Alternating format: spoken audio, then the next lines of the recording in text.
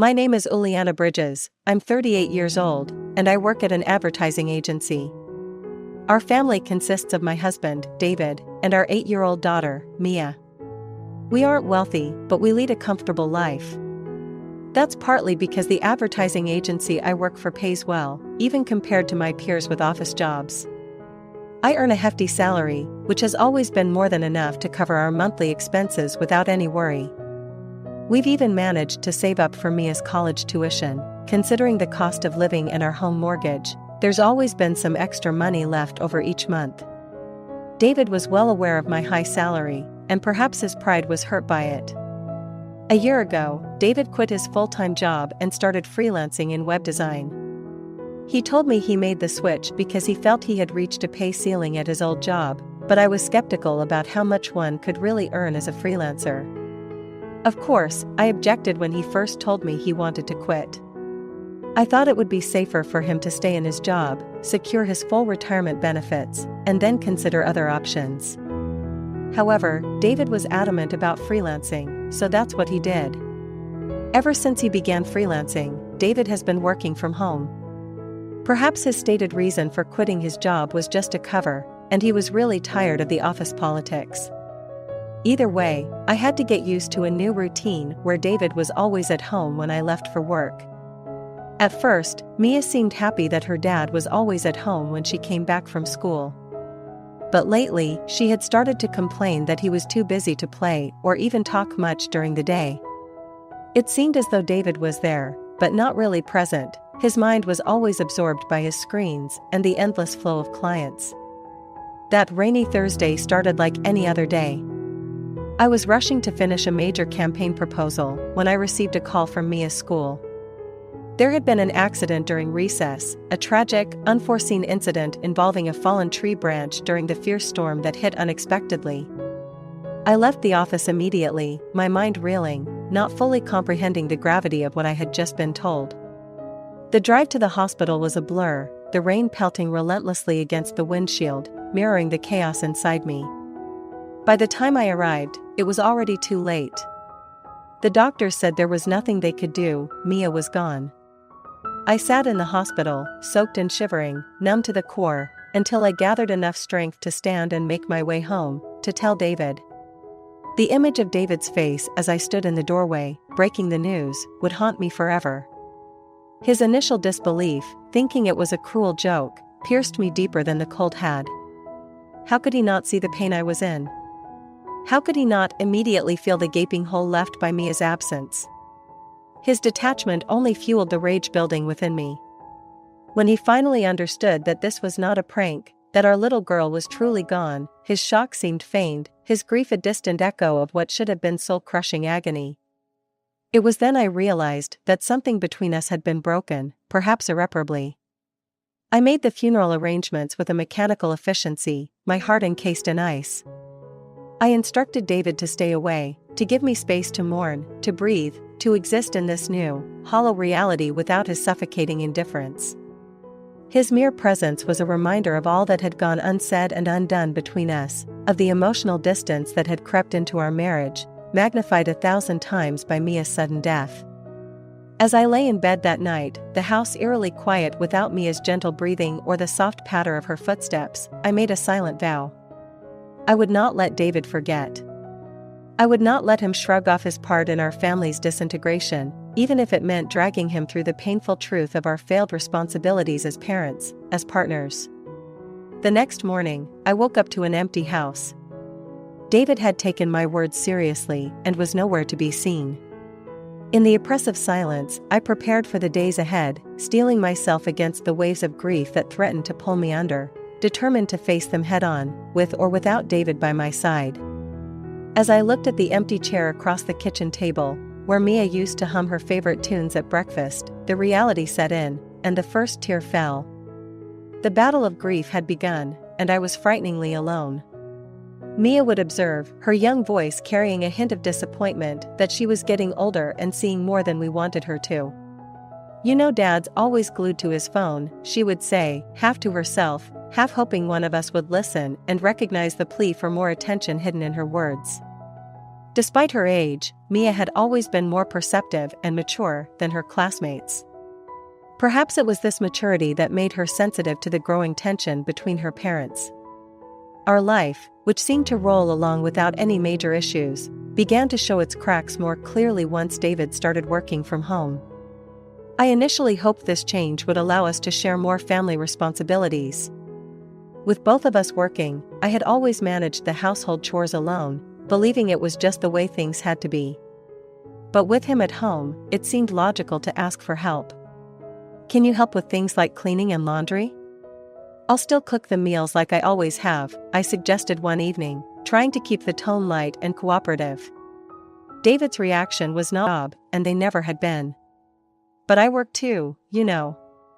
It should be equal. You've managed everything by yourself up until now. Don't start complaining now," he argued, his words dismissive, as if the topic was beneath him. In the end, I continued to handle all the household chores as usual. I never assumed he wasn't busy just because he worked from home, but it was hard not to feel resentful when I would come home late at night to find David sprawled in front of the TV or deeply engrossed in his smartphone. "Is dinner ready?" he would ask, as soon as I walked in, his tone expectant, as if it was my sole duty to ensure that meals were prepared on time, regardless of my own exhausting day. His increasing obsession with cleanliness, while refusing to contribute to maintaining it, only added fuel to the fire. He would point out every little speck of dirt on the floor, the smudges on the windows, and the water spots in the bathroom. "If you're so concerned, why don't you clean it up yourself?" I would reply, my patience wearing thin. "I'm only human, I can't get to everything." "You talking back to me? Clean up your own mess. It's our family's home, it's not like I'm the only one making it dirty," I shot back during one of our more heated exchanges. Yet David would go off on these tangents, and I was left utterly baffled by his logic. Mia, witnessing our back and forth, would quietly listen from a distance, absorbing more than any child should. I informed him, my voice trembling with concern. David, usually detached, suddenly seemed alarmed. "She's what?" "Let me see," he said, moving closer to feel Mia's forehead. His expression shifted from indifference to concern, perhaps the most emotion he'd shown in months. It was a stark contrast to the distant figure lounging on the sofa or glued to his phone. "I've got an important meeting today, and I can't miss it. Can you stay with her?" "Please, she needs someone," I pleaded, hoping that today, of all days, he'd step up as a father. David looked at Mia, then back at me, his eyes narrowing as he considered the situation. After a brief pause, he finally nodded. "Okay, I'll stay with her." "You go to your meeting," he said, his tone more gentle than usual. Relieved yet still worried, I quickly prepared a few things for Mia, her favorite blanket, a glass of water by her bedside, and her stuffed bear, to comfort her. I scribbled down the doctor's number and left it on the kitchen counter for David, along with a note about Mia's breakfast and the medicine dosage she would need if her fever didn't subside. Before rushing out, I paused at the doorway of Mia's room, watching David sit by her bed, looking at her with a tenderness that had become rare. It was a glimpse of the man I had married, the father Mia deserved. Racing against the clock, I made it to work just in time for my meeting, but my mind was elsewhere. Throughout the presentation, I kept glancing at my phone, half expecting to see a call from David or the doctor. The mention of a woman's voice on the phone from Mia's observations nagged at me, mixing with the worry for my sick child. Was David truly just busy with work, or was there something more? The suspicion had planted a seed of doubt that seemed to grow with every unexplained absence and every spritz of cologne on the days he left home dressed unusually sharp. After what felt like the longest meeting of my life, I checked my phone. There were no missed calls, which should have relieved me, but instead, it fueled my anxiety. Why hadn't David called to update me? Was he really taking care of Mia as he promised? The uncertainty was crippling. As soon as the meeting ended, I rushed home, my heart pounding with every mile that brought me closer. When I opened the front door, the house was quiet, too quiet for my liking. I dropped my bag and hurried to Mia's room. There she was, sleeping peacefully, and next to her, David was dozing off in an armchair, his phone on the floor, forgotten. Seeing them like this, a wave of mixed emotions washed over me, relief, gratitude, but still shadowed by the lingering doubts of his fidelity. This day marked a turning point, not just in how I viewed David's role at home, but also in confronting the realities and suspicions that had been building up. I knew that whatever lay ahead, the well-being of Mia would always come first, and decisions, however difficult, would need to be made to protect and nurture her.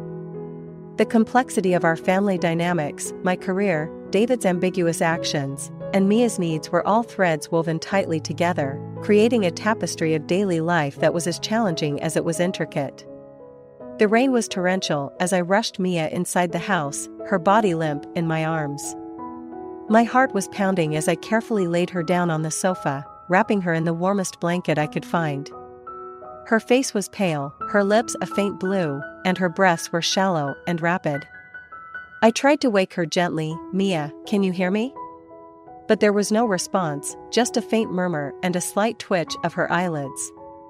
I quickly dialed David's number, my hands trembling as I held the phone. It seemed like an eternity before he answered. "David, it's Mia. She's very sick. She was unconscious outside the house when I arrived." "Where are you?" My voice cracked, a mix of fear and desperation, cutting through the stormy noise in the background. I just went out to pick up some prescriptions and grab some fresh air." "I thought she was asleep," David replied, his voice filled with confusion and sudden concern. "There's no time for this, David." "Get back here immediately," I said, cutting the call short. I glanced down at Mia, her condition unchanged, and decided I couldn't wait any longer for David. I needed to get her to the hospital right away. I scooped Mia up again, her body still burning hot despite the cold rain, and dashed back to the taxi waiting outside. "To the hospital, fast," I urged the driver, who nodded and immediately pulled away from the curb. As the taxi sliced through the pouring rain, I held Mia close, trying to shield her from the chill. Each minute felt painfully long, and every bump in the road made my heart skip. Mia's breathing was still labored, and she seemed to be slipping further away with each passing second. We arrived at the emergency room, where I carried Mia in, crying out for help. The medical staff reacted quickly, taking her from my arms and rushing her into a treatment area. I followed closely behind, answering their questions about her symptoms and the events of the day as best I could while they hooked up 4 lines and monitored her vitals. The waiting room was cold and sterile, a stark contrast to the chaos of emotions churning inside me. I paced back and forth, trying to piece together how our day had turned so dire. The sound of the rain pounding against the hospital windows added to the eerie atmosphere of waiting and uncertainty. Eventually, a doctor approached me with an update. "She's stable for now, but we're keeping her for observation. She has a severe respiratory infection, and we're doing everything we can to manage her symptoms," he informed me, his voice steady and reassuring. I nodded, barely processing his words, my mind fixated on Mia's pale face and labored breathing. The reality of the situation was overwhelming, and I felt a deep ache for the normalcy of just this morning, which now seemed so far away. As I sat by Mia's bedside, watching her sleep fitfully under the soft hum of medical equipment, I felt alone and adrift. The hospital's fluorescent lights flickered slightly, casting long shadows across the room. I waited for David, dreading and needing the conversation that would follow, all the while holding tightly to Mia's small hand, the steady beat of her pulse under my fingers a small comfort in the storm. I reached our house, my mind a whirlwind of anger and worry. I stepped out of the taxi, my clothes still damp from the rain, and marched straight to the front door. As I unlocked it, I steadied myself for the confrontation with David. He needed to understand the severity of his negligence, and I was determined to make him see that. I opened the door and found the house eerily quiet. Dropping my bag by the entrance, I called out, "David." There was no answer. I walked through the living room, noticing that nothing seemed out of place, yet everything felt wrong without Mia's cheerful presence. I found David in the kitchen, sitting at the table with his head in his hands. He looked up as I entered, his face drawn and pale. "How's Mia?" he asked, his voice cracking with worry. She's been admitted to the hospital, I said, my tone harsher than I intended. She was unconscious in front of our house, soaked and feverish. How could you not notice she was outside during the storm? What were you even thinking? David's eyes widened, and I could see the guilt beginning to form. I thought she was sleeping, he stammered. I just stepped out for a moment. I didn't realize, I didn't think. That's just it, David. You didn't think, I cut him off, my anger peaking. Your daughter needed you, and you weren't there. You were negligent, and it could have cost Mia her life. David lowered his gaze, unable to meet my eyes. I'm so sorry, he murmured. I never meant for any of this to happen. I'll do whatever it takes to make this right. I sighed, my anger mixing with exhaustion. David, it's not just about making it right. It's about being there, really being there. You can't just tune out the world when you're freelancing or assume that because you're at home, you're present. He nodded slowly, taking in my words. I know. I've been so caught up in my work. I didn't see how far I drifted from you and Mia. I need to change that. I will change that. Looking at him, I wanted to believe him. I wanted everything to go back to the way it was before all this chaos. But I knew that wasn't possible, not immediately. We'll see, I said finally. Right now, I'm going back to the hospital. Mia needs me. We can talk more about this later. I turned to leave, feeling the weight of the day bearing down on me. As I reached for the door, I paused and looked back at David. This is your wake-up call, David. Don't waste it. With that, I left the house and returned to the hospital, my mind slightly clearer but my heart still heavy. As I sat by Mia's bedside, watching her sleep peacefully under the watchful eyes of the hospital staff, I knew that the road ahead would be difficult. But for Mia's sake, I was ready to face whatever challenges came our way. As Mia recounted her experience, I tried to keep my composure, struggling not to let the anger and hurt show too vividly on my face. A woman? Can you tell me more about her? What did she look like? I asked gently, coaxing Mia to continue while ensuring I didn't overwhelm her. She had long, dark hair and she was wearing a bright red sweater, Mia described, her voice small but clear. She laughed a lot, and Daddy seemed really happy talking to her. They didn't see me watching them from the hallway. Hearing this sent a chill through me. The idea that David had not only neglected our daughter but entertained someone else in our home while doing so was like a punch to the gut. I held Mia close, my mind racing with the implications of her words. Did Daddy say her name, or did you hear anything else they talked about? I continued, trying to gather as much information as possible without alarming her further.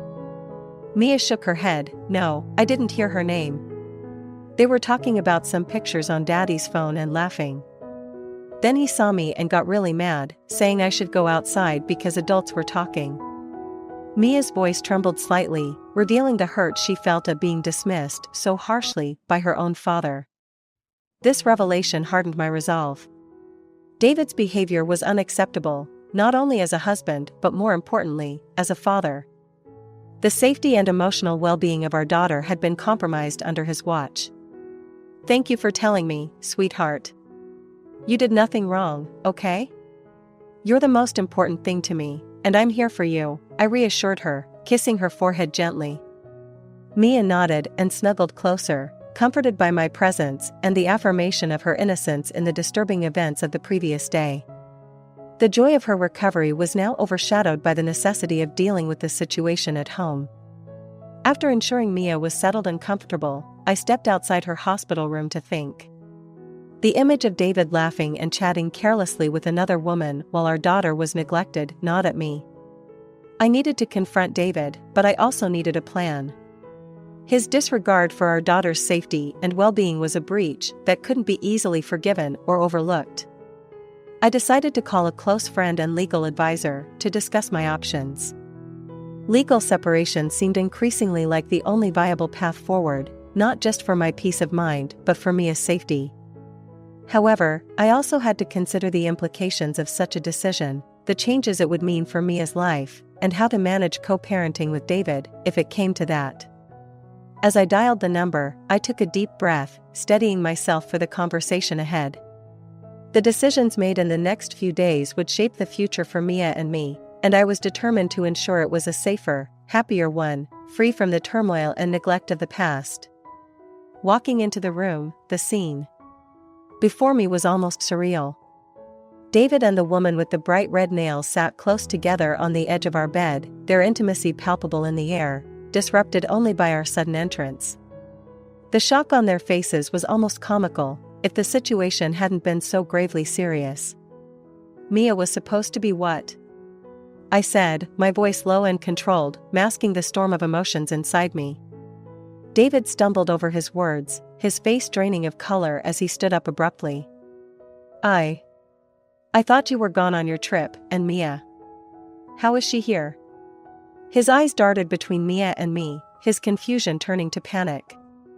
Yes, I can see how confusing this must be for you, I replied sarcastically, stepping further into the room, Mia's hand clutched tightly in mine.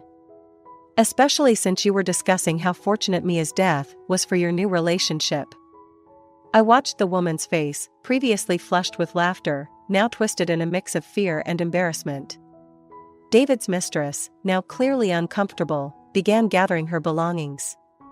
She muttered something under her breath, a weak attempt to excuse herself from the escalating confrontation. David, however, seemed frozen, his mouth opening and closing as he tried to formulate a response. I didn't wait for him to speak. You threw our daughter out in a storm, David. You locked her out of her own home because you wanted to entertain your mistress. And now, you stand here, talking about her like she's a burden you're glad to be rid of? My voice rose with every word, the fury I had been containing now breaking free.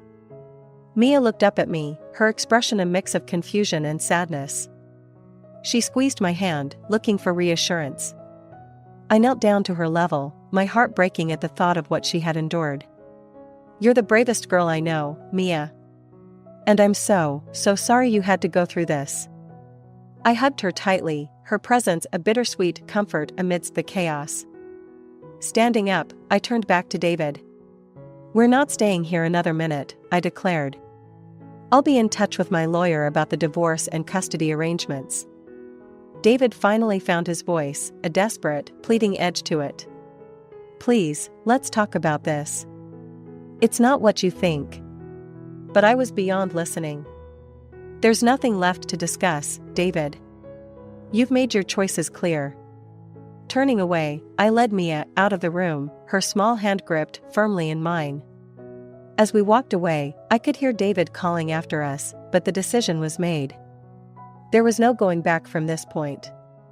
As we stepped out of the house, the cool air hit us, and I felt a weight lifting off my shoulders. Mia and I had a difficult journey ahead, but for the first time in a long time, I felt a sense of hope. We were together, and that was what mattered. We would rebuild our lives, far away from the lies and betrayal that had tainted our home. As I stood there, holding the business card out to David, his expression was one of shock and realization. He took the card from my hand, his fingers brushing mine as he did so, a tentative gesture that seemed to seek forgiveness. But the time for such gestures had long passed. Unfair?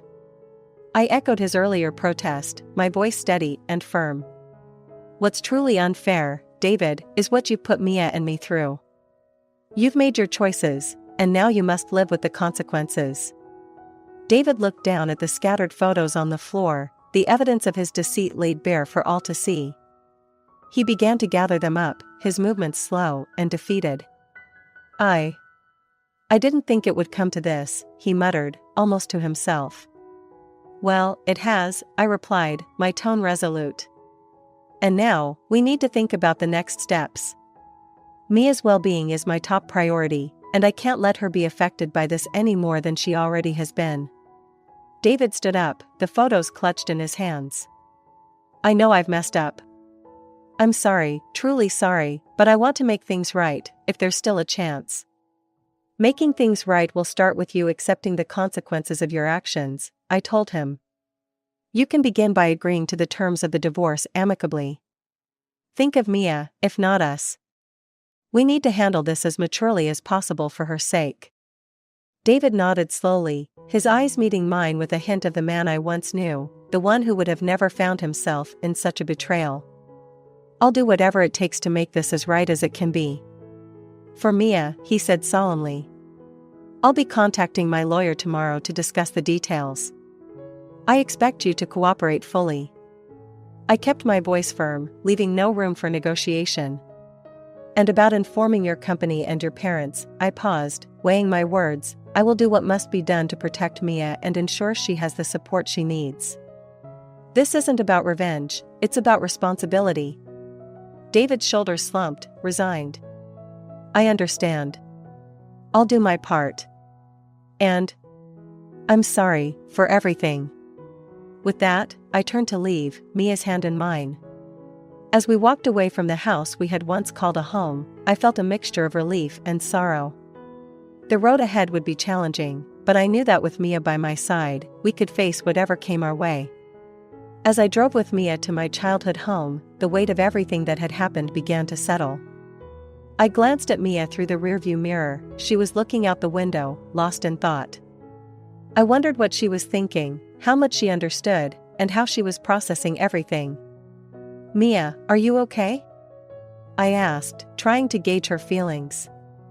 She turned to me with a smile, a resilience in her that amazed me every day. Yeah, Mom. I'm okay.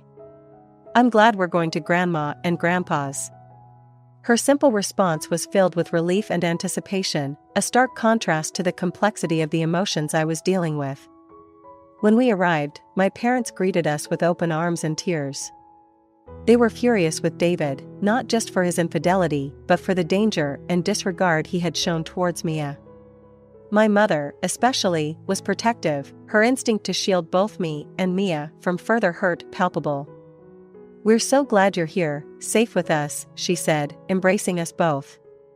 My father, typically more reserved, had a stern look of disapproval for this situation, but his hug was just as warm. Over the next few days, we settled into a routine at my parents' house. Mia seemed to thrive, enjoying the constant attention and love from her grandparents. Her laughter filled the house, a sound that eased the tension and brought a semblance of normalcy to our disrupted lives.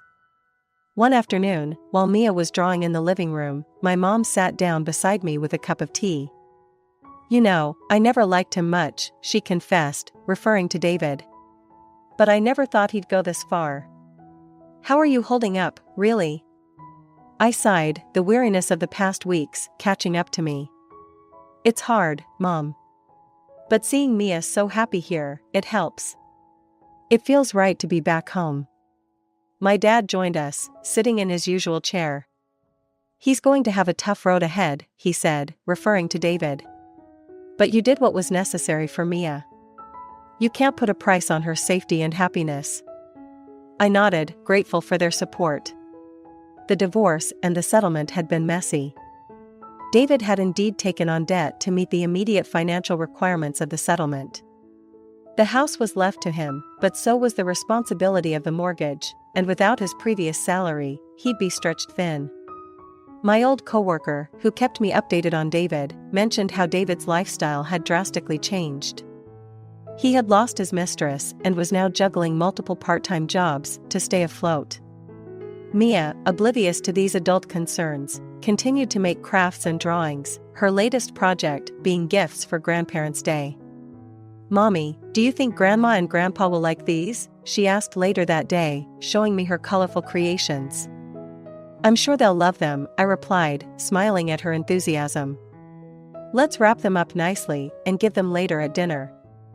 As I watched Mia wrap her gifts with meticulous care, I felt a renewed sense of purpose. The road ahead would have its challenges, but with Mia by my side, and the support of my parents, I was confident we could face anything. Moving forward, our pace might be slower, and the journey different from what I had once imagined, but it would be ours, filled with moments of joy and healing.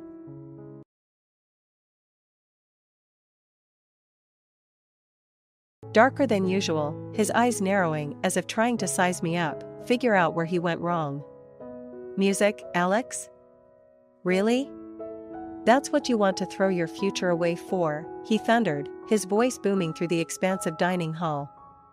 I stared back at him, feeling a surge of defiance.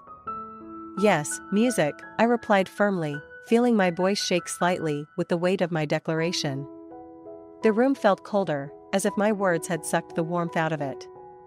Emma, always the mediator, put her hand on my arm in a subtle gesture of solidarity, but her eyes were pleading, begging me not to escalate things further. I pulled away gently, knowing that this was a battle I needed to fight alone. Mom's lips pursed into a thin line, her gaze flickering between me and the silent portrait of our ancestors hanging behind the table. Music is a wonderful hobby, Alex, but it's not a career. Not for people like us, she said, her voice measured but firm. The conversation that night ended with a heavy silence. I retreated to my room, the walls lined with books and awards, all emblems of expectations I never wanted. Lying on my bed, I stared up at the ceiling, feeling the weight of generations pressing down on me. The sound of a distant piano drifted through my open window, a reminder of the world outside, where music wasn't just a hobby but a lifeline. Emma knocked softly before entering. She sat on the edge of my bed, her expression torn. Alex, I know this isn't you. Maybe it's time to think about what you really want, not what Dad or anyone else wants. But how, Em? I asked, my voice barely above a whisper. Every time I try to step out of this shadow, it just looms larger. We'll find a way, she said, squeezing my hand. We always do. And so, as the moonlight cast shadows across my room, we plotted. Not about college applications or business ventures, but about music schools, auditions, and a future where I could be me, not just the other twin. The road would be tough, but for the first time in a long time, I felt a flicker of hope, a melody in the making. And with Emma by my side, maybe, just maybe, I could turn that melody into a symphony. As I said this, the room fell silent. Dad's face turned a shade redder, a clear sign that my words had struck a nerve. He leaned forward, his fingers drumming on the table, a rhythm of impending storm. Lunch isn't a reward, Alex, he said in a tone that chilled the morning air further, but maybe if you spent less time daydreaming about whatever it is you daydream about and more time studying, you wouldn't be in this position. My fork clattered against the plate, the sound sharp in the tense room. I looked up to see Emma's worried eyes darting between me and our father. Her expression was fraught with the struggle of wanting to support me yet needing to maintain her own precarious balance in Dad's esteem. I'm not daydreaming, I shot back, my voice steadier than I felt. I'm just not Emma. And I don't understand why I have to be.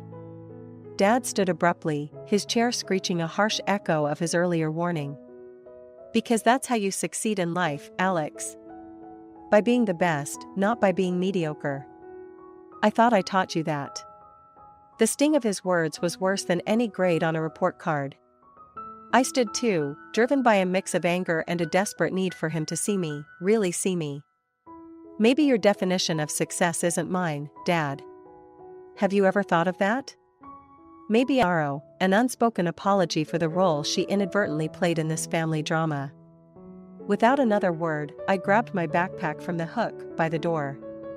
The weight of it felt insignificant compared to the weight on my shoulders. As I walked out, the sound of my steps was muffled by the thick carpet, but inside, everything was screaming. Outside, the morning air was crisp, the sky a clear blue, but all I could feel was the suffocating grip of a home that felt less and less like mine. Where I was going, I wasn't sure, but the distance from that breakfast table, from those expectations, felt like the only kind of success I wanted right now. I took a deep breath, the weight of the argument settling like a stone in my stomach. Why can't it be both? I asked, trying to keep my voice steady.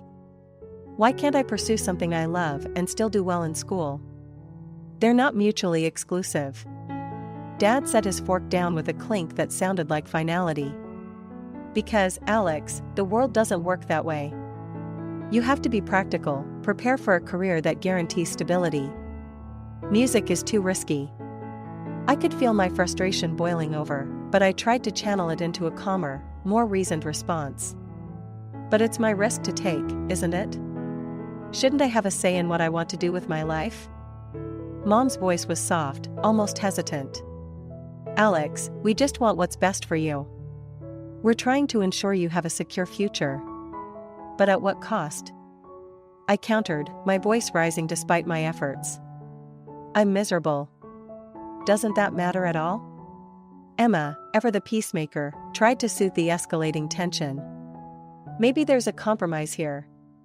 Alex could take a few lessons, just to see. It doesn't have to be an all or nothing. Dad looked as though he was about to dismiss the idea outright, but something in Emma's tone made him pause. He rubbed his chin, eyes narrowing in thought. A few lessons, he repeated slowly, as if tasting the words. And if your grades drop, they stop. No discussion. I nodded, a rush of gratitude towards Emma warming me slightly. Yes, I can do that. I'll keep my grades up, I promise. The rest of the dinner passed in an uneasy truce. I knew Dad was not fully convinced, and Mom still looked worried, but it was a small victory, a crack in the monolith of their expectations. That night, I lay in bed, the prospect of music lessons mingling with a tangle of other emotions. Relief, anticipation, but also a sharp thread of anxiety. What if I couldn't keep up my end of the bargain? What if my passion for music was just another disappointment for them? Emma knocked gently on my door later, slipping inside quietly. Hey, she whispered, sitting on the edge of my bed.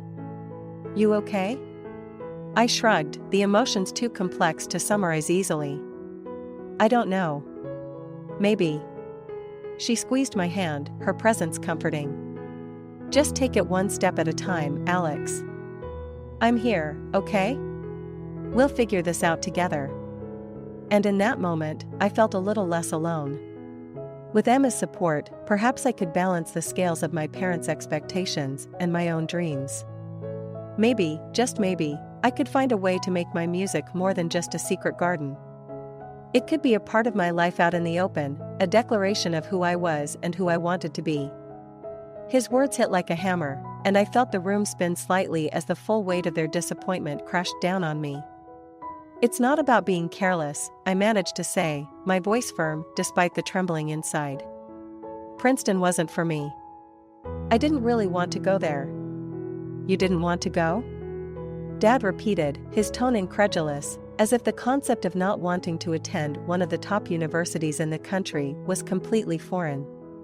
Since when do you get to decide what you want that contradicts everything we planned for you? Mom's expression was a mixture of confusion and frustration. Alex, this is about your future. You can't just decide not to pursue opportunities like this.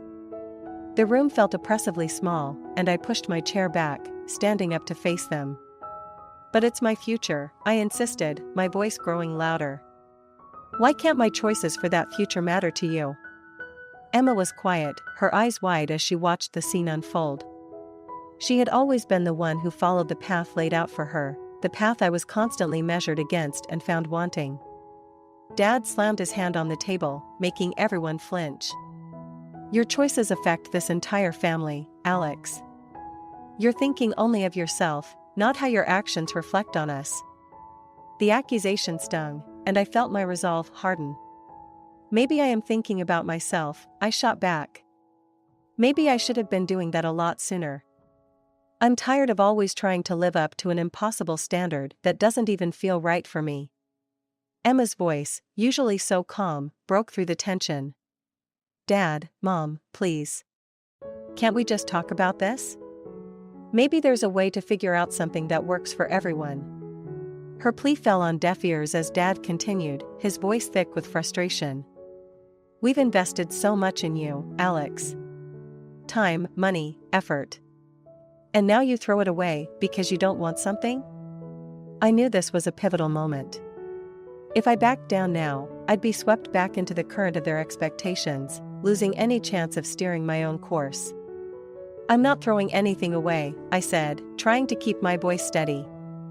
I'm trying to choose a path that I can commit to, that makes me happy. Isn't that worth something? Mom looked at me, her face softening slightly, a hint of understanding flickering in her eyes. We want you to be happy, Alex, but we also want you to Be secure. Can't you see that?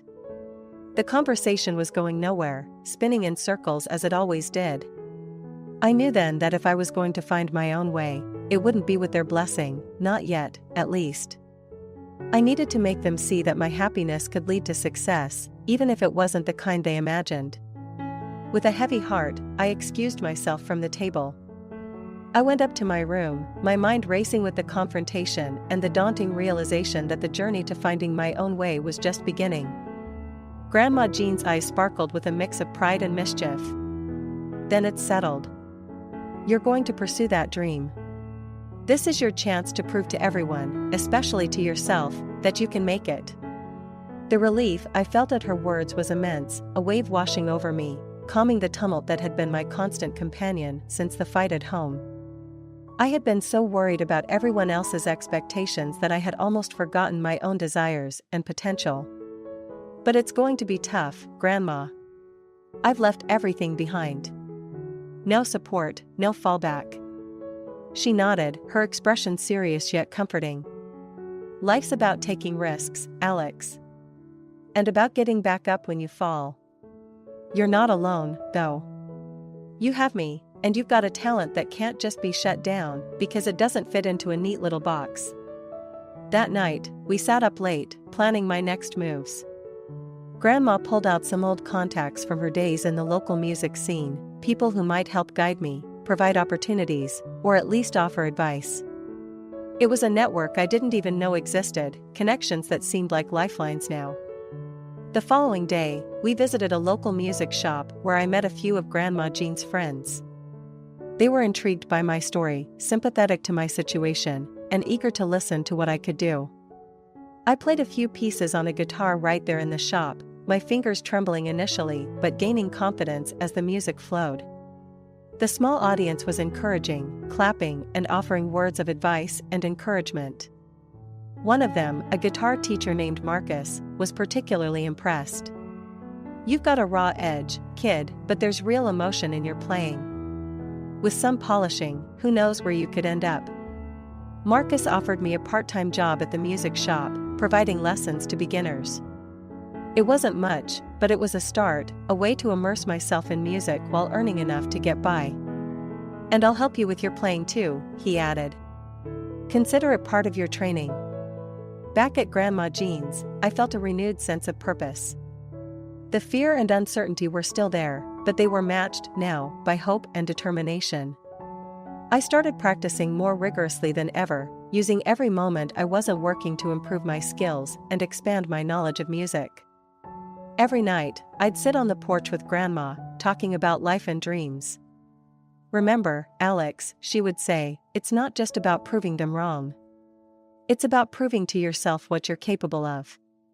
As weeks turned into months, I realized that leaving home had not been an escape, but a launch into a new orbit, propelled by my own passions and supported by the unexpected safety net that was Grandma Jean's belief in me.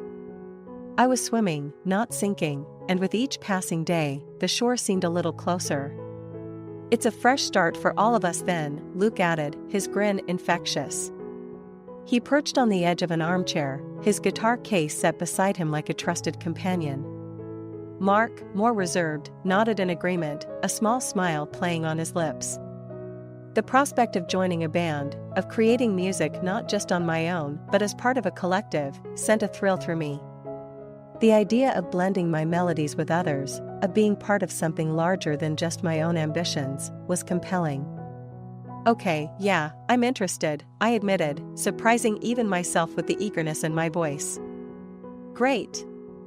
Luke clapped his hands together, his enthusiasm palpable. "We're meeting tomorrow to jam a bit, see how our styles mesh. You in?" I nodded, a mixture of nerves and excitement knotting in my stomach. "Yeah, I'm in." "What time?" "Let's say around 3 in the afternoon. We usually hang out in the back of the music hall, where the old pianos are. It's quiet there, perfect for making some noise without too many prying ears," Mark explained, his voice calm and reassuring. That night, as I lay in my small dorm room, the shadows of my former life seemed to recede even further into the background. Here was a chance to redefine myself, to be part of a community that valued creativity and passion over grades and expectations. The fears and doubts that had plagued me seemed less daunting when framed by the prospect of music and companionship. The next day, at 3 sharp, I found Luke and Mark at the appointed spot. The old music hall was a cavernous space, filled with the echo of countless rehearsals and performances. It smelled of wood polish and age, a testament to its long history of fostering talent. Luke and Mark had already set up a couple of amps, a drum set that looked like it had seen better days, and an old upright piano that was slightly out of tune but charming nonetheless. "Ever play on something this old?" Luke asked as I approached the piano. "A few times," I replied, sitting down and letting my fingers drift over the keys.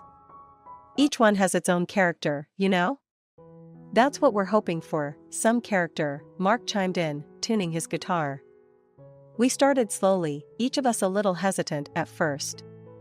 But as the hours slipped by, our individual notes and chords began to weave together, creating a sound that was rough around the edges but unmistakably alive. Luke's guitar was bold and assertive, while Mark's was thoughtful and nuanced.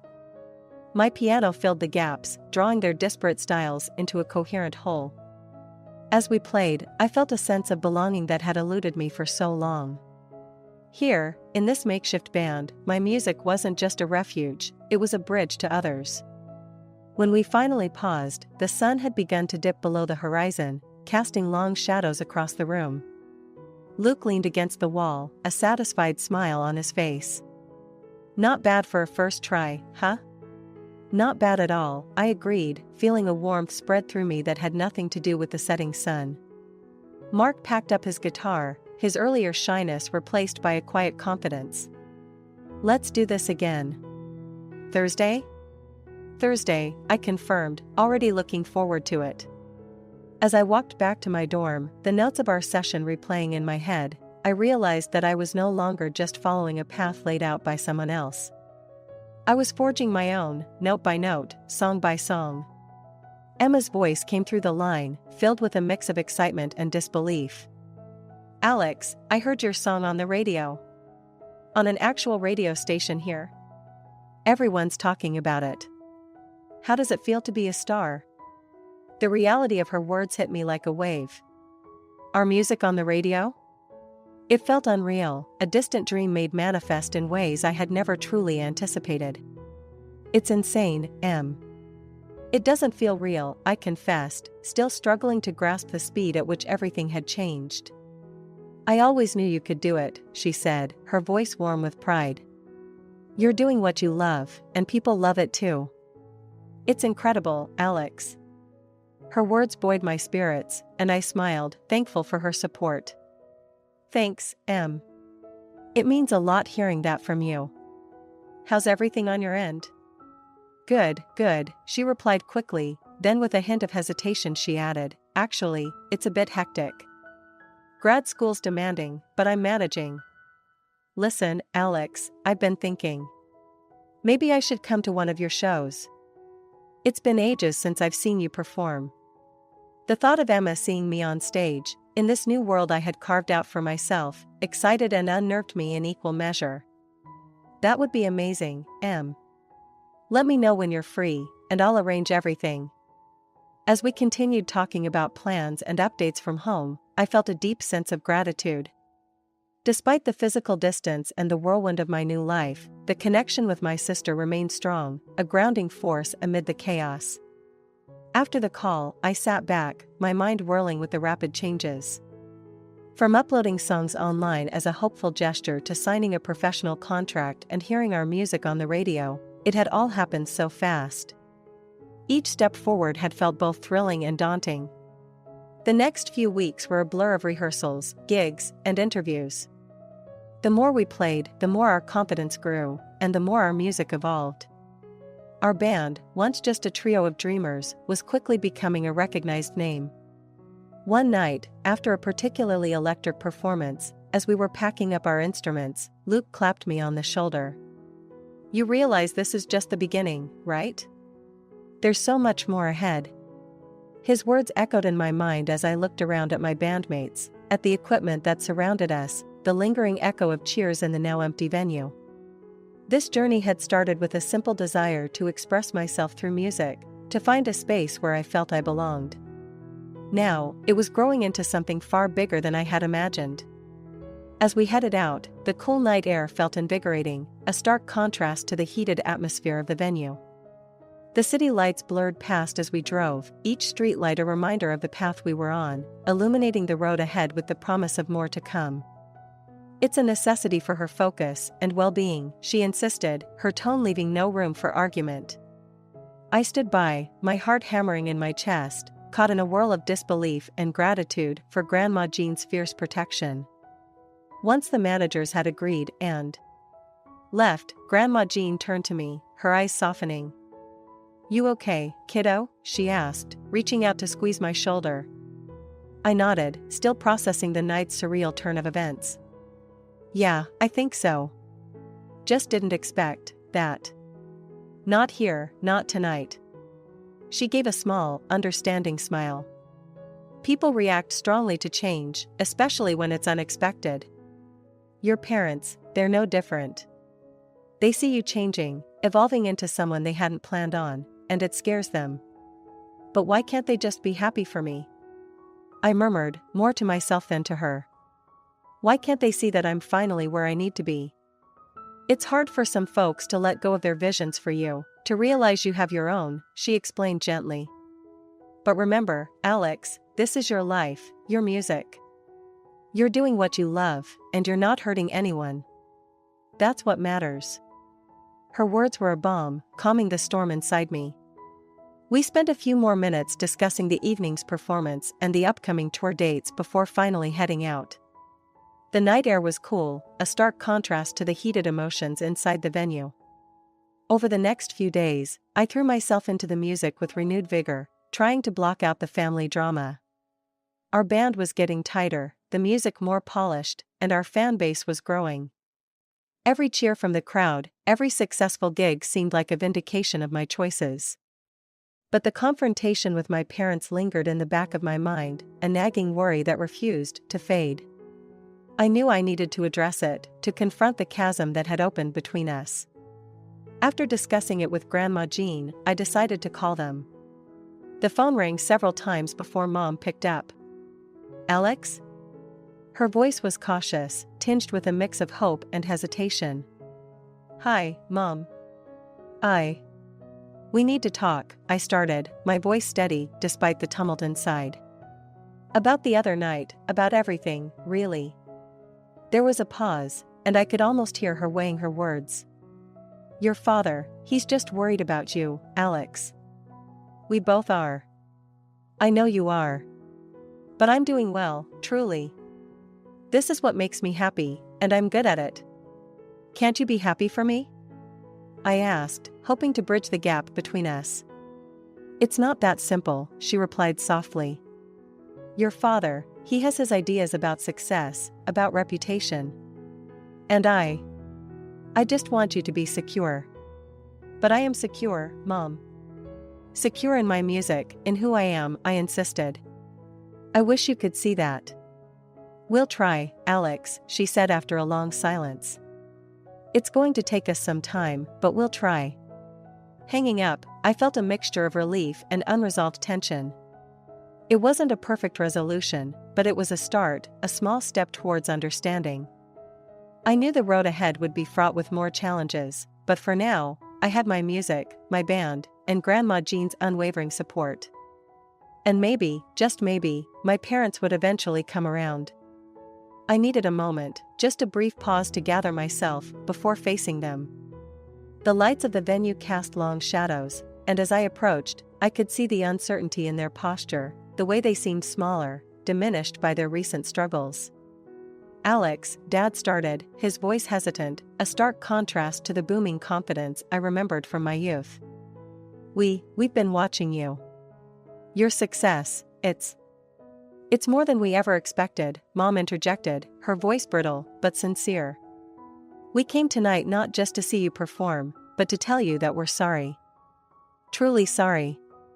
The words hung in the air, heavy with the weight of years and the depth of their sincerity. I looked at them, really looked, seeing not just the parents who had pushed too hard, but two people who were humbled and perhaps a little broken by the turns their lives had taken. "It means a lot to hear you say that," I replied, my voice steady despite the emotion swirling inside me. "It's been a long road. For all of us." Mom nodded, her eyes moist. "We missed so much, Alex. And we're so proud of you, proud of what you've done and who you've become.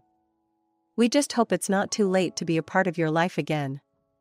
I felt a twinge in my chest, a softening around the hard edges of my lingering resentment. "It's not too late," I said slowly, the words feeling strange yet right as they left my lips. "But it's going to take time. We have a lot to rebuild." Dad swallowed hard, nodding. "We understand. And we're willing to do whatever it takes.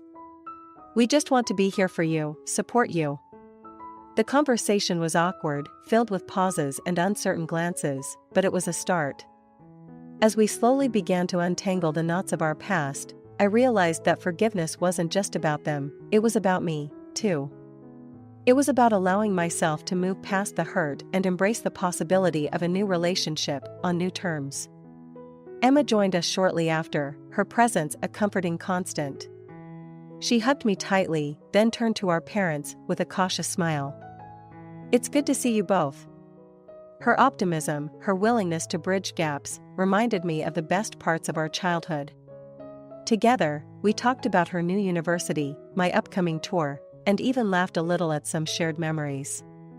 As the night drew to a close and we said our goodbyes, I felt a cautious hope for the future. The road ahead was uncertain, fraught with potential setbacks and challenges, but also filled with possibilities.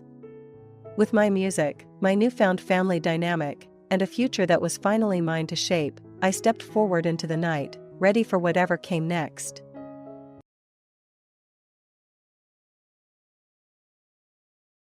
Growing up, my life revolved around the family diner, a cozy little establishment in a bustling small town.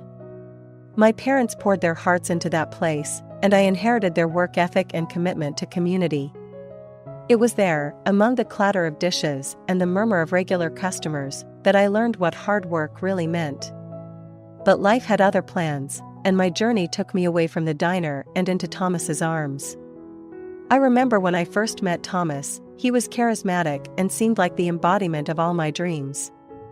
We married young, filled with hope and dreams of a shared future.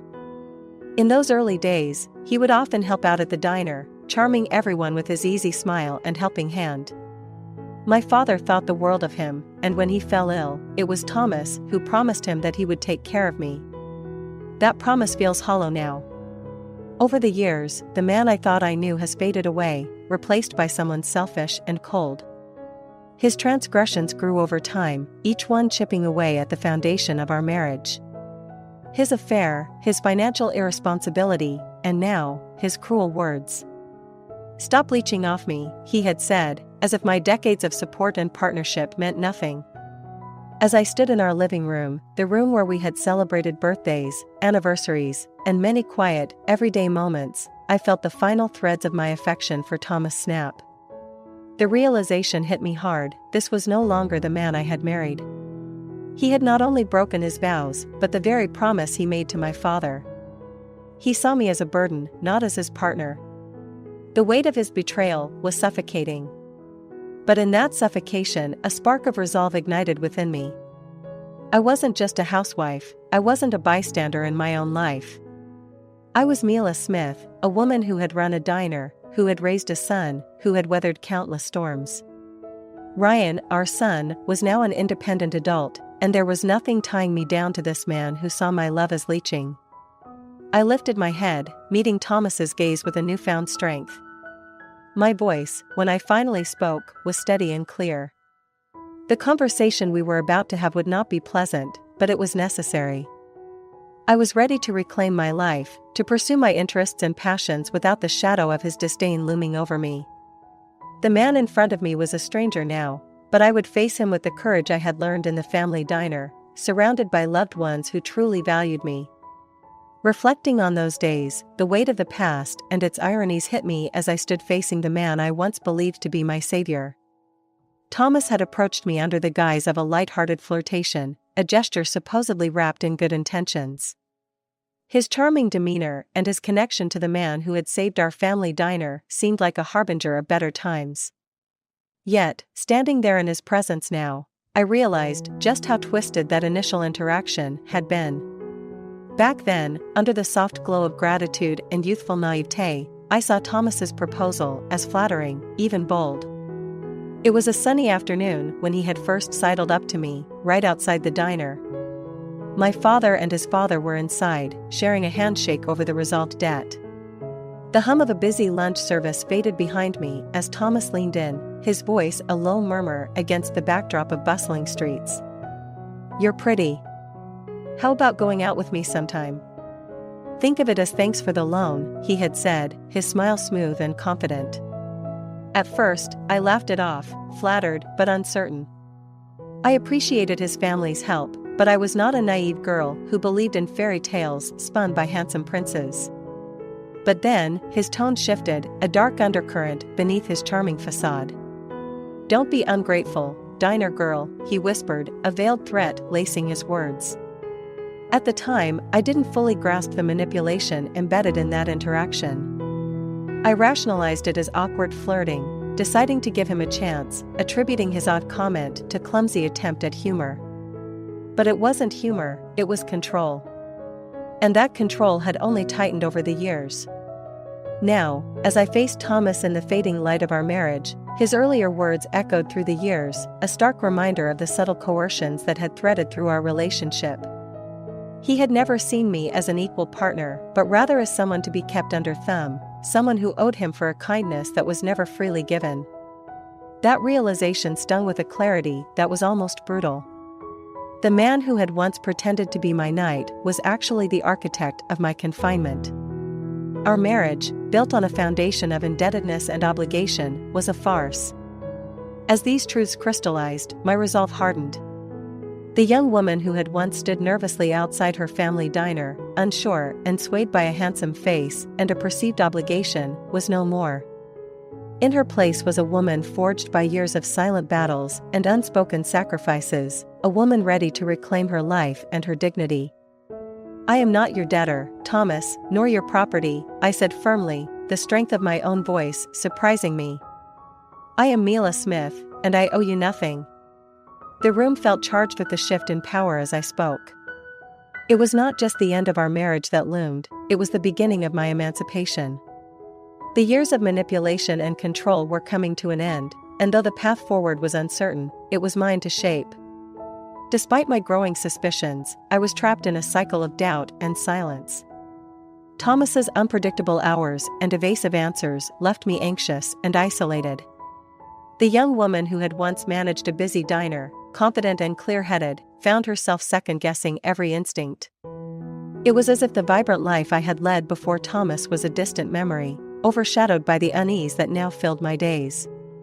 My reluctance to confront Thomas wasn't just about fear of his temper, it was also about not wanting to disrupt the fragile peace of our home. The potential repercussions of accusing him of infidelity weighed heavily on me. What if he retaliated? What if he spread rumors or lies that could hurt not just me, but my father and the diner's reputation? These thoughts haunted me, feeding into my decision to keep quiet. The decision to go out with Thomas that first time, despite my initial reservations, was influenced by more than just the threat of rumors. There was a genuine connection, or so I believed at the time. He was charismatic, knew the right places to go, and seemed genuinely interested in what I had to say. That first date, surprisingly enjoyable, led me to reconsider my first impression of him. Maybe he wasn't just a threat, maybe he could be a partner, a thought that now felt naive. As our relationship progressed, Thomas's words, "Being with you is fun, Mila. I'd consider marrying a good, serious girl like you," swirled around in my mind, sweeping me off my feet. His proposal came as a culmination of what I thought were genuine feelings, and I eagerly accepted, envisioning a future filled with love and partnership. It was a decision made in the flush of romance, without recognizing the manipulation that lurked beneath his affections. After the wedding, the reality of our marriage began to unfold in stark contrast to the courtship. Thomas handed me his handwritten pay stubs each month, a practice that seemed quaint at the time but soon became a symbol of his control. He deposited his salary directly into the bank, leaving me with just a slip of paper and a modest sum to manage our household. It felt like a leash, keeping me bound to the financial breadcrumbs he chose to leave. His routine became a source of constant anxiety for me. Thomas would leave early, his return always uncertain, citing his busy schedule as his father's successor. "Stop nagging, fine, I'll call," he would snap whenever I asked for just a bit of consideration. His dismissive attitude only compounded my unease, making me feel like an afterthought in his life. Amidst these tensions, I couldn't help but wonder about his activities outside our home. Was he really burdened with work, or was he indulging in other pursuits? The thought of an affair crossed my mind more than once, but fear of confrontation, of the loud, dismissive arguments, kept me from voicing my suspicions. I was caught between the fear of what I might discover and the diminishing hope that things could improve. This silence became my shield and my prison, as I navigated the daily uncertainties of a marriage built on deception and manipulation. The news of my father-in-law's hospitalization came as a stark reminder of the promises I had made, not just to Thomas, but to his father as well. As serious as his condition was, I felt bound by an old promise to support Thomas, to remain the dutiful wife in the eyes of his father, despite everything that had transpired between us. The complexity of my emotions was overwhelming. On one hand, I was preparing to end my marriage, while on the other, I felt compelled to honor a commitment made long ago under very different circumstances. Life, it seemed, was pulling me in multiple directions. My sense of duty was clashing with my desire for freedom and self-respect. As I sat in the hospital, watching my father-in-law lying frail and weak, I couldn't help but reflect on the irony of it all. Here was a man who, despite his son's failings, believed in the sanctity of marriage and family. And here was I, his daughter-in-law, contemplating divorce as a means to salvage what remained of my own dignity. The hospital's sterile, quiet corridors became a place of reflection for me. My visits were often long and filled with silent contemplations. It was during one of these visits that I realized how detached Thomas had become, not only from me, but also from his own father. His visits were infrequent, and when he did show up, they were brief and perfunctory. The contrast between his indifference and my own conflicted presence was stark. I remember sitting beside the old man, holding his hand, thinking about the vows I had made to him on my wedding day. I had promised to take care of his son, to be a faithful wife, but those promises were based on a vision of marriage that had long since dissolved into something unrecognizable. It was during one of those quiet moments that I made a decision. I couldn't let my life be dictated by the expectations of others, not even those of a dying man. But the decision to divorce, although clear in my mind, was not simple to enact. The logistics of separating a life built together over decades, the fear of the unknown, and the potential fallout with my son, Ryan, weighed heavily on me. However, my resolve was strengthened by the memory of my own father's encouragement to always stand up for myself, to be true to who I was. So, I began to prepare in earnest. I started gathering financial documents, seeking legal advice, and quietly setting aside resources that would allow me to start anew. I knew the road ahead would be challenging, but the thought of reclaiming my identity and independence brought me a sense of peace that had been absent for years. As I navigated this preparation phase, I couldn't help but reflect on the cycle of my marriage, how it began with a promise and was ending with me fulfilling a different kind of promise to myself. The illusion of our happy times before marriage had indeed vanished, but in its place, a new hope was slowly taking shape, a hope for a future where I could be true to myself, free from the shadows of manipulation and neglect. It's about doing what's necessary for my own well-being. As I mulled over these thoughts, a mix of determination and apprehension filled me. I needed to find the perfect moment to discuss the divorce, a time that wouldn't create unnecessary chaos or hurt anyone more than necessary. It felt almost like trying to find the right moment to bandage a wound that had been left open for too long. I considered the logistics, the emotional fallout, and the timing. The house was quieter now, with Ryan starting his new life in New York, which meant fewer interruptions and more space to think and plan. The emptiness of the house mirrored the emptiness I felt in my marriage. It was both liberating and lonely, providing a stark canvas against which my next actions would be painted. Thomas's visits home had become so infrequent that each one seemed like it might be an opportunity to bring up the topic. But each time he came home, he seemed more distant, more detached from the domestic life we once shared. His focus was entirely on his role at the company, a position he had taken over from his father, seemingly indifferent to anything that didn't directly affect his work. During one of these rare evenings, when he was home, I sat at the dinner table, rehearsing the words in my mind. I observed him across the table, his face buried in his phone, barely acknowledging the meal I had prepared. The silence wasn't uncomfortable, it was customary, a testament to the vast gulf that had grown between us. "Thomas, we need to talk," I finally said, my voice steady despite the storm of emotions inside me. He looked up, irritation flickering across his features, before he masked it with a neutral expression. "What is it now?" he asked, his tone dismissive. "It's about us, about our marriage. I think it's time we considered a divorce." The words felt surreal, even as they hung in the air between us. Thomas's reaction was a mix of surprise and annoyance. "Divorce? Why now?" "Ryan settled, and everything is going smoothly." "Smoothly for whom?" I countered. "You're hardly ever home, and when you are, we're like strangers. We've been living separate lives under the same roof, Thomas. I don't think either of us is truly happy this way." He sighed, putting down his phone and finally looking at me directly. "Is this what you really want?" "Yes, it's what I've needed for a long time. I've prepared everything already. I just needed the right moment to say it." The conversation that followed was long and fraught with tension. Thomas tried to argue, to convince me to reconsider, citing financial complications and the impact on our social standing. But my mind was made up.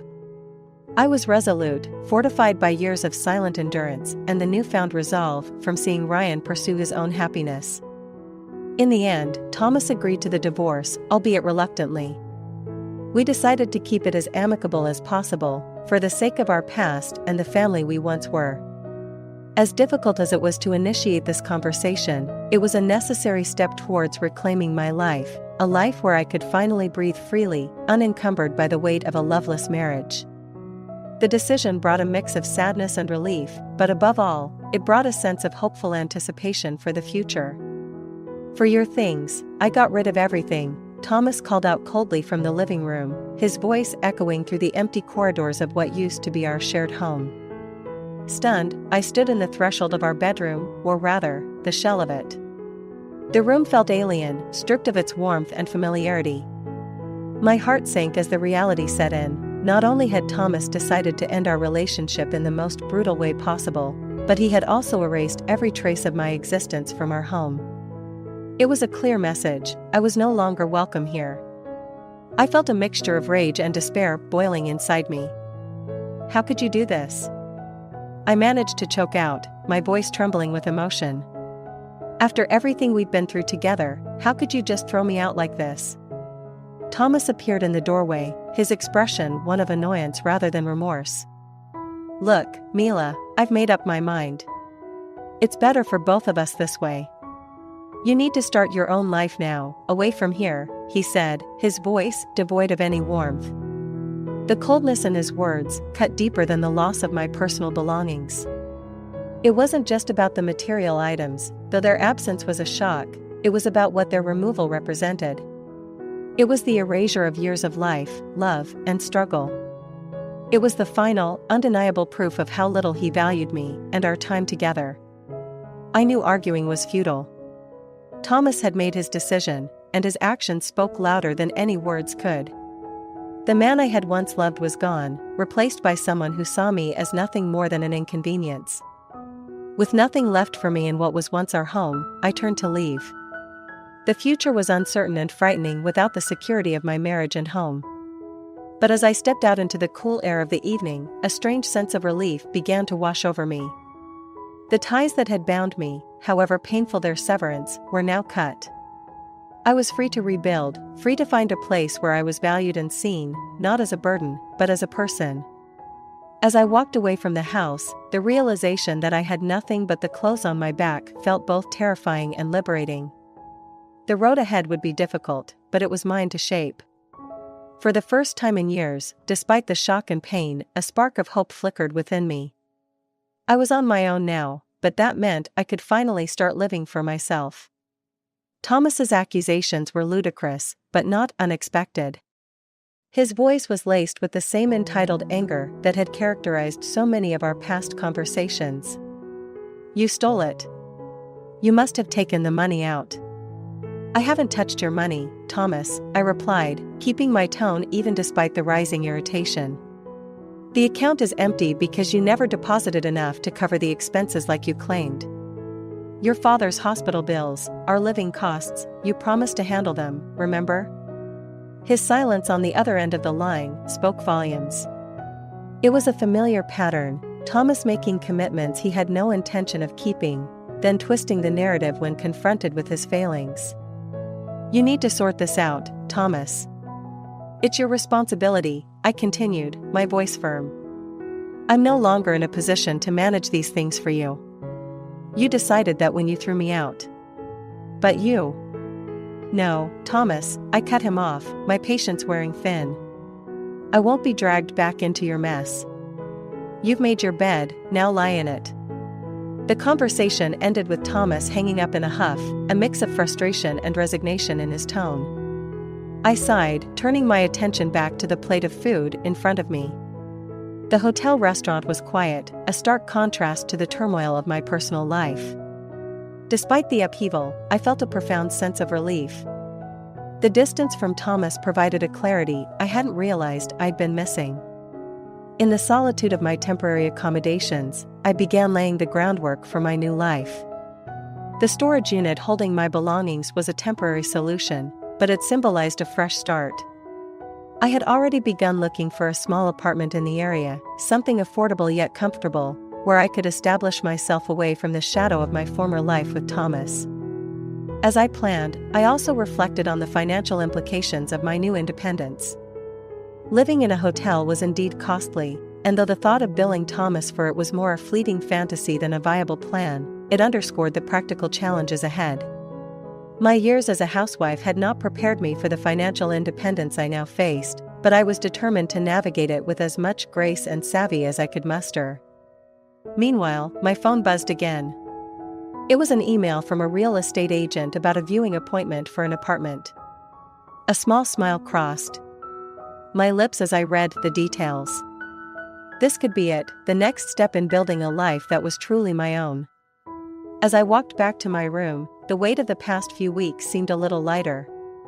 Yes, there were uncertainties and challenges ahead, but there was also hope, a chance to redefine my identity on my own terms, free from the oppressive dynamics of my marriage to Thomas. I turned to face him, a cool smile playing on my lips. "This, Thomas, is where we'll be discussing our divorce." I thought it fitting to choose a neutral, yet appropriately grand setting for such an occasion. Thomas's eyes widened as he took in the opulent surroundings. "You can't be serious. This mansion? Why here?" "Well, I thought it important to meet somewhere where neither of us would feel at an advantage. Plus, it's quite inspirational, don't you think?" I gestured around us, taking in the sprawling garden and the stately facade of the mansion. "It's a reminder of what one can achieve with honesty and integrity, something you might want to think about." His confusion was evident, but behind that, I could sense his fear escalating. Thomas had always been a man driven by appearances and the fear of losing face. By bringing him to such a lavish setting, I was playing into those insecurities, reminding him of the stakes at hand. As we walked toward the grand entrance, I continued, "You mentioned you wanted a divorce and expected me to pay alimony. That's quite interesting, considering your hidden allowances and the discrepancies in what you've claimed to contribute." Thomas faltered, his stride breaking as he processed my words. "Look, Mila, maybe we can discuss this." "Discuss we will, Thomas. But on my terms this time." I opened the grand door, gesturing for him to enter first. The foyer was as grand as the exterior promised, with marble floors and a sweeping staircase. After all, isn't this what you wanted? A clean break and a fresh start? He nodded, still visibly shaken, as we moved into a lavishly decorated sitting room. I chose a chair facing the entrance, positioning myself with confidence. Now, let's talk about the divorce terms clearly and without interruptions. I have documented evidence of your financial discrepancies and your infidelity. It's in your best interest to settle this amicably.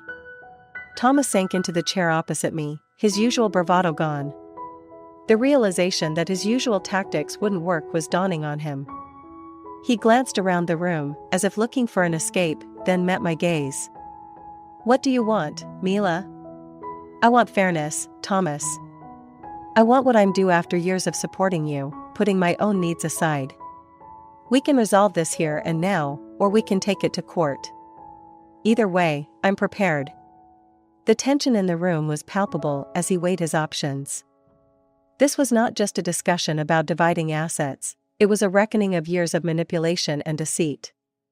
As I awaited his response, I felt empowered, knowing that I was finally taking control of my future, on my terms, in a setting that symbolized the life I intended to build for myself post-divorce.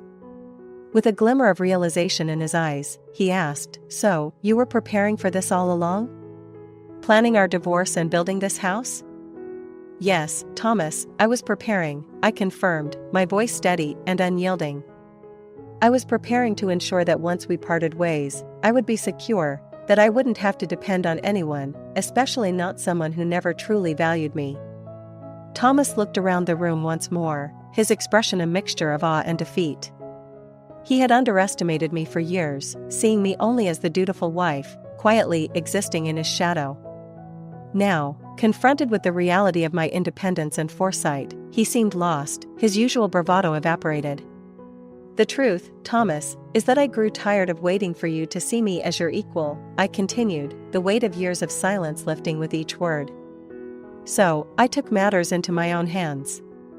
I used my skills, learned new ones, and created a new path for myself. One that doesn't require me to be underappreciated or underestimated." As I spoke, my lawyer, who had been quietly observing the exchange, interjected, "If we could return to the matter at hand. We have proposals to discuss regarding the terms of the divorce. Mila has been very clear about what she expects and what she is entitled to, especially considering the contributions she has made financially and emotionally over the years."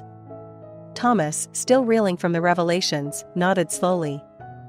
He finally seemed to understand that the balance of power had shifted, that the woman he thought he knew was far more capable and deserving of respect than he had ever imagined. We spent the next hour discussing the specifics of the divorce, alimony, division of assets, and other details. I was firm but fair, driven not by vengeance, but by a desire for justice and equity.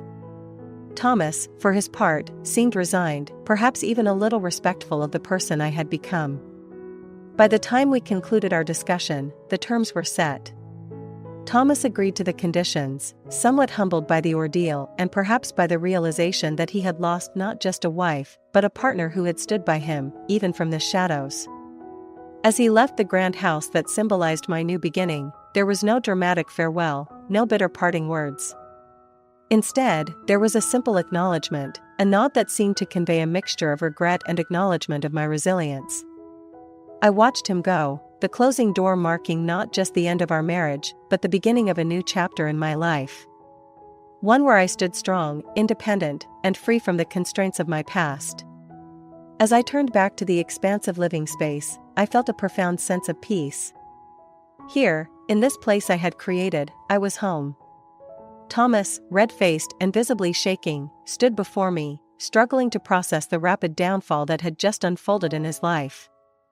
His voice, once commanding and sure, now trembled with a mix of disbelief and rising panic. "You can't just end things like this, Mila. Not after everything."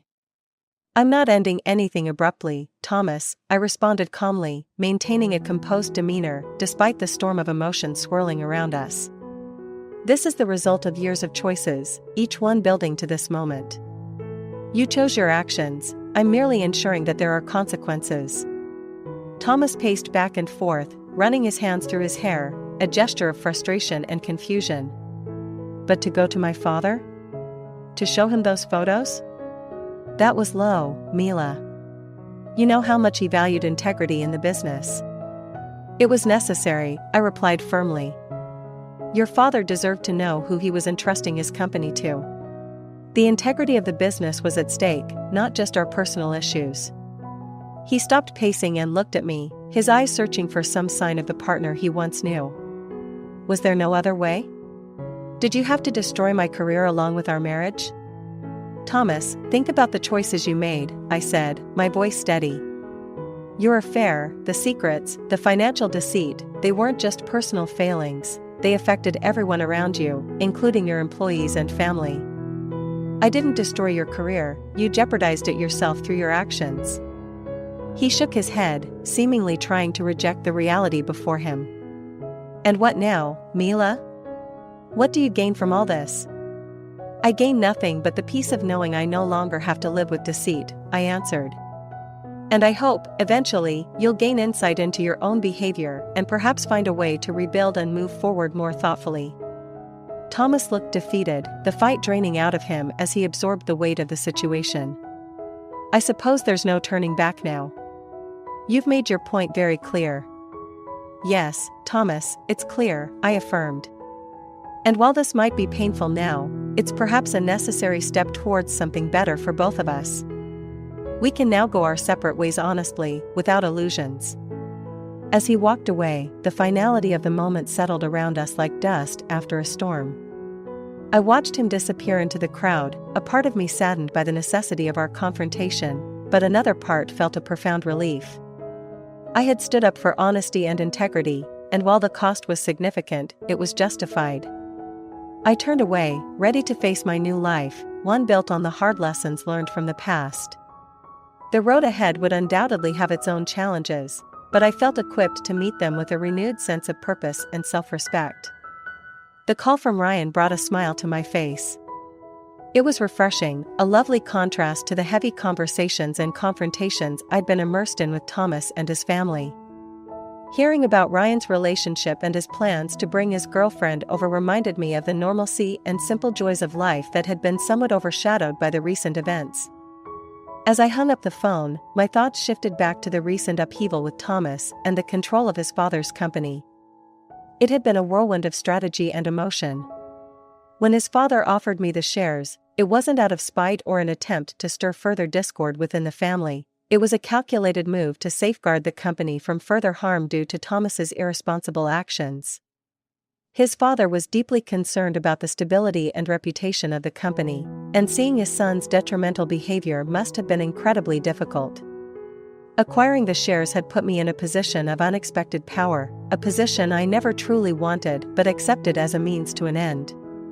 When I transferred them to Thomas's brother and his wife, it was my way of stepping away from the potential chaos and ensuring that the company could be steered back onto a path of integrity and prosperity by people who genuinely cared for its future. Thomas's reaction to all of this had been pitiful. His pleas for forgiveness and his collapse were indicative of how little he understood about responsibility and consequences.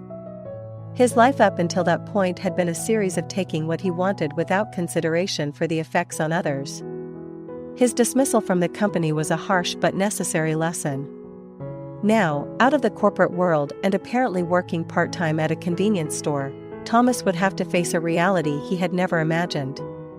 His previous lifestyle, filled with entitlement and disregard for others, was no longer sustainable. It was a tough reality check, and one he had to navigate without any support from me. My decision to stay detached was firm, rooted in the need to protect my own peace and focus on rebuilding my life. Turning my thoughts away from Thomas, I contemplated my own future. The divorce and all its accompanying drama had allowed me to reassess what I wanted out of life. Work was fulfilling, and I was enjoying the freedom to make decisions for myself without having to accommodate Thomas's whims or clean up his messes. The possibility of new love was on the horizon, not as a necessity, but as an option I could explore at my leisure. My colleagues were supportive, and among them, I sensed potential for something more, relationships built on mutual respect and shared interests, a stark contrast to what I had with Thomas. As I prepared for Ryan's visit with his girlfriend, I felt optimistic. I wanted him to have all the happiness and success and love that I hadn't found in my marriage. With the lessons I'd learned, I hoped to guide him subtly, ensuring he knew the value of respect, trust, and true partnership. Ryan seemed well prepared for life's challenges, much more so than I had been at his age. Watching him navigate his relationship would be a joy, not just as a mother, but as a woman who had come through the fire of adversity with a new appreciation for the simple, beautiful parts of life.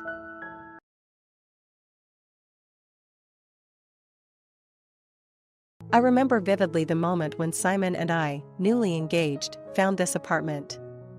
The autumn air was crisp, and the leaves swirled around us as we walked through the bustling streets. The location was perfect, just close enough to feel the pulse of the city, yet far enough to offer a peaceful retreat. Simon had squeezed my hand, a silent promise of a new beginning, as we looked up at what would soon be our home. For years, this apartment had been a sanctuary. Each room was filled with the subtle traces of our life together, from the soft throw on the couch where we'd snuggle up watching movies, to the little balcony where we'd sip coffee on Sunday mornings. Despite the challenges, including my inability to have children, we created a life rich in shared moments and understanding. Simon had been my rock, assuring me that our love was enough, and together, we could face anything. But that day, as I stood in the kitchen, my mother-in-law's words sliced through the tranquility of our home like a knife. Her tone was as cold as the tile floor beneath my feet, and with every word, the walls seemed to close in on me. The shock was palpable, her words hung heavy in the air, a suffocating blanket of disbelief and betrayal. "Make sure you're out by tomorrow," she said again, as if I were a tenant overdue on rent rather than a member of the family. The sharpness in her voice made my heart sink. It wasn't just her dismissal that stung, it was the realization that the family I had tried so hard to belong to had never really seen me as one of their own. Turning away, I stared out the kitchen window. The garden, once a source of joy and a symbol of my nurturing care, seemed to mock me with its lushness. How ironic, I thought, to be deemed unnecessary in a home I had tended to with such love and dedication. Later, when I confronted Simon, I hoped for some reassurance, some sign that this was all a misunderstanding. But the look in his eyes, a mix of pity and resignation, told a different story. "It's for the best, Anna," he murmured. His words felt distant, a contrast to the warm promises he had once made. It was clear he had chosen his path, and painfully, it was one that no longer included me. As I packed my belongings, each item resonated with memories of a life that was no longer mine. The picture frames that lined the mantel, the books we collected over the years, the cozy blankets that had warmed us during cold nights, all these things felt like fragments of a dream that had shattered suddenly, unexpectedly. With each packed box, I felt both a release and a deepening sorrow. I was leaving behind not just a physical space, but a chapter of my life that I had believed would last forever. The betrayal was not just about being asked to leave, it was about the realization that the familial warmth I had experienced was conditional, that my place in this home was as fragile as the glassware I wrapped carefully in newspaper. Walking through the apartment for the last time, I couldn't help but feel the loss of what I had thought was a shared love and respect. But with each step towards the door, I also felt a growing resolve. Out there, beyond the confines of these walls, was a world full of possibilities. Perhaps it was time to find a place where I truly belonged, free from the shadows of conditional acceptance and false promises. And so, with my bags packed and my heart heavy yet hopeful, I stepped out into the new dawn of my life, the door closing behind me with a quiet finality. Living in a household where the lines of family demarcation were drawn so rigidly left me in a constant state of apprehension. It was a delicate balance. I had to navigate my role within their predefined limits, cautious not to overstep yet eager to belong.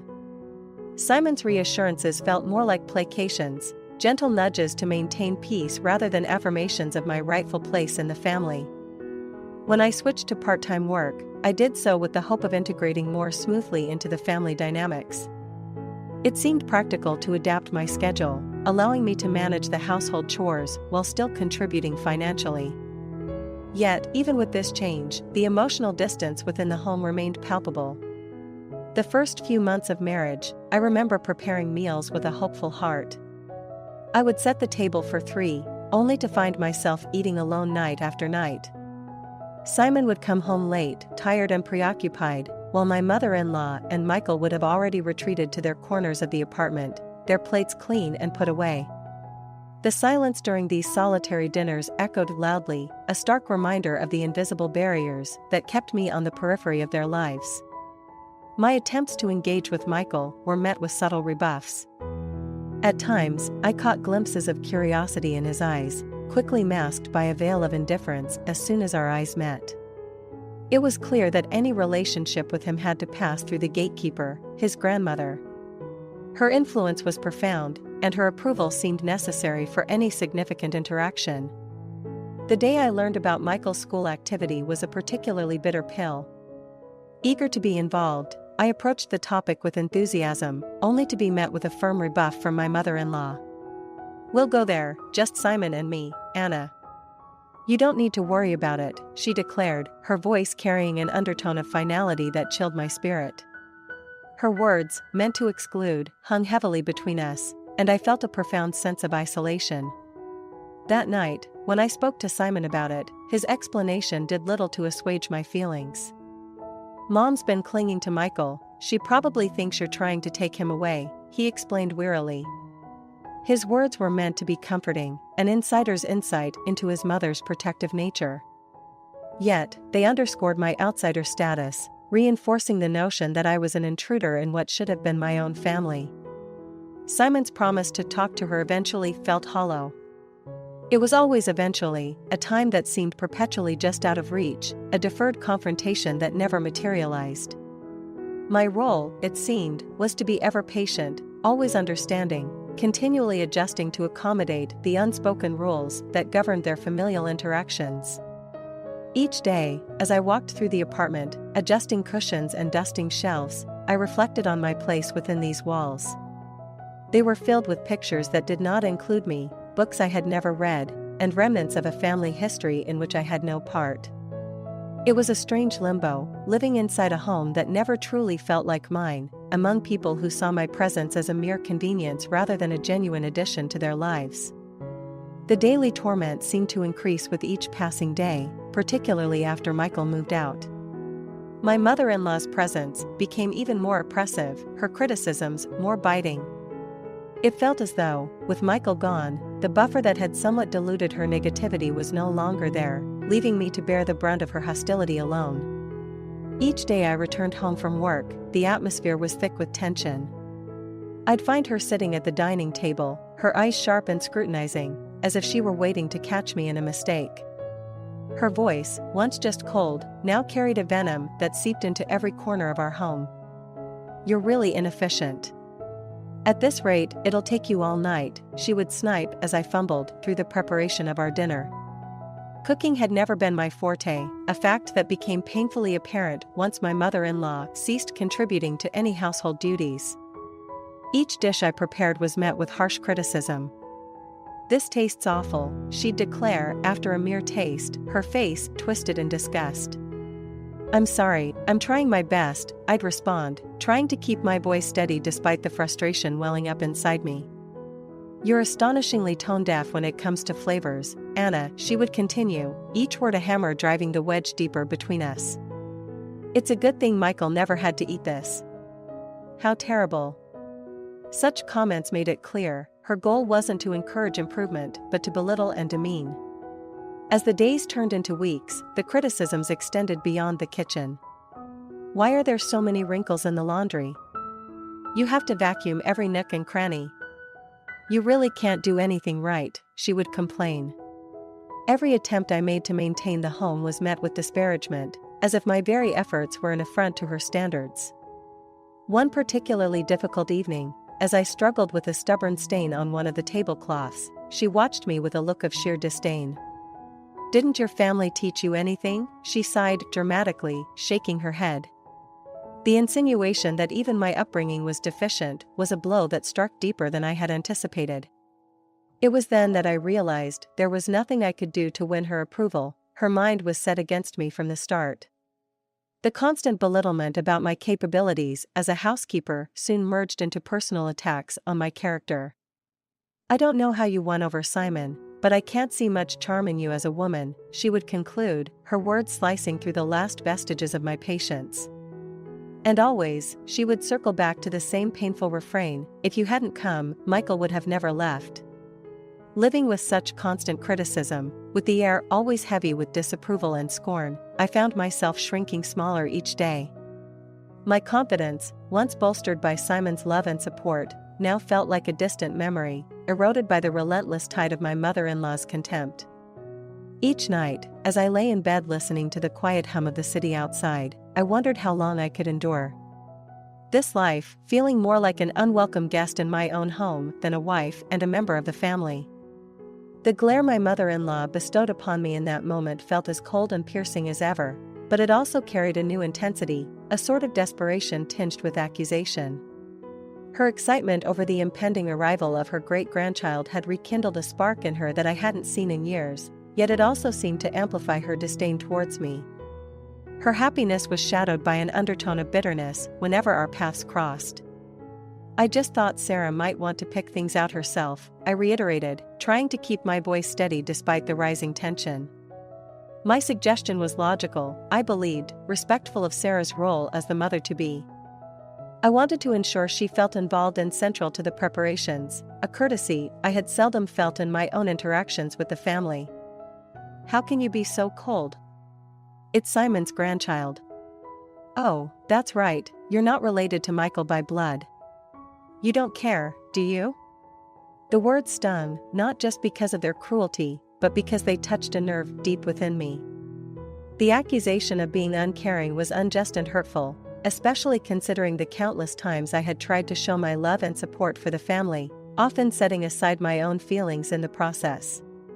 "That's not true," I protested softly, feeling the weight of her judgment. "Please don't say that." My plea was earnest, born from years of trying to bridge the gap between us, only to find it widening with every effort I made. The preparations for the baby's arrival continued at a frenzied pace. Every day, new items filled the house: cribs, baby clothes, toys, all chosen with care by my mother-in-law.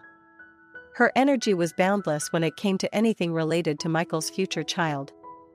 She would spend hours discussing plans over the phone with Michael, laughing and sharing stories, a side of her I had rarely been privy to. I was tasked with the physical labor, cleaning, organizing, waxing floors, tasks that left me physically exhausted and emotionally drained. Each instruction from my mother-in-law felt like an indirect reminder of my outsider status. "Anna, I vacuumed Michael's room, so you need to wipe the floors and the windows, and please wax them too." The tasks were delivered as commands, not requests, and I dutifully complied, trying to prove my worth and my commitment to the family. The financial demands were another layer of stress. "Anna, I need you to withdraw some money tomorrow. There are things I want to get ready for the baby."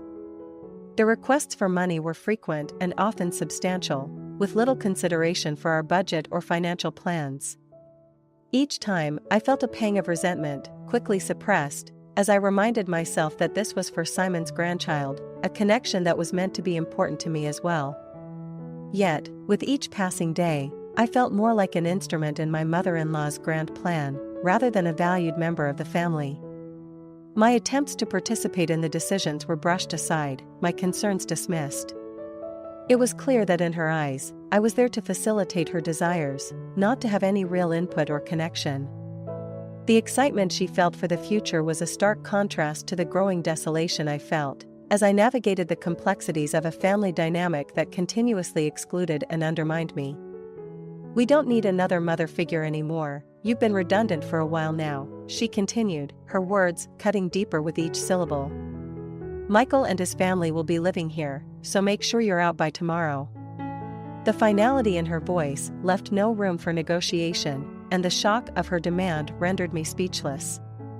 The abruptness of the ultimatum jolted me out of the reflective state I had been in since our argument the previous day.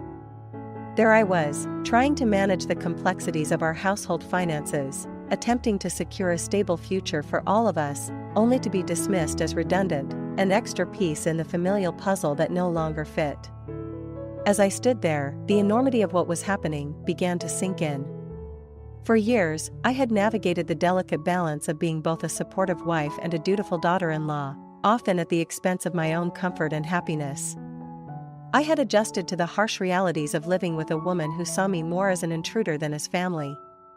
But this, being asked to leave my own home with such coldness, was something I had never imagined would happen. "Yes, we don't need another mother figure anymore. You've been redundant for a while now," she repeated, as if to cement my ousted status. Her gaze was steely, her posture rigid, a clear signal that her decision was not up for discussion. The return of her eldest son and his wife was clearly a much-awaited event, one that somehow necessitated my exclusion. Confusion and hurt swirled within me as I tried to grasp the full implications of her words. "I have to leave?" I echoed, my voice a mix of disbelief and panic. I had invested years into making this house a home, not just for Simon and me, but for any family member who walked through its doors. And yet, in a matter of moments, I was being erased from the picture, deemed unnecessary and undesirable. The reality that I was no longer welcome in what I had considered my safe haven hit me hard. As I looked around at the familiar surroundings, the memories of better times seemed to mock my current predicament.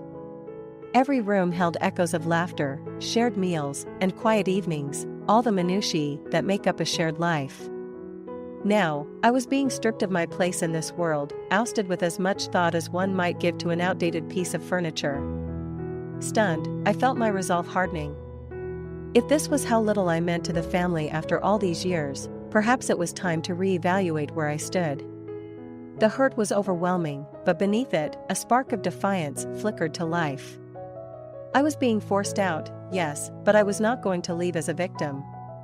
I needed to find my dignity, gather my strength, and face this new chapter on my own terms. Still, as I packed my belongings, each item resonated with the weight of the years I had spent building a life I thought was secure.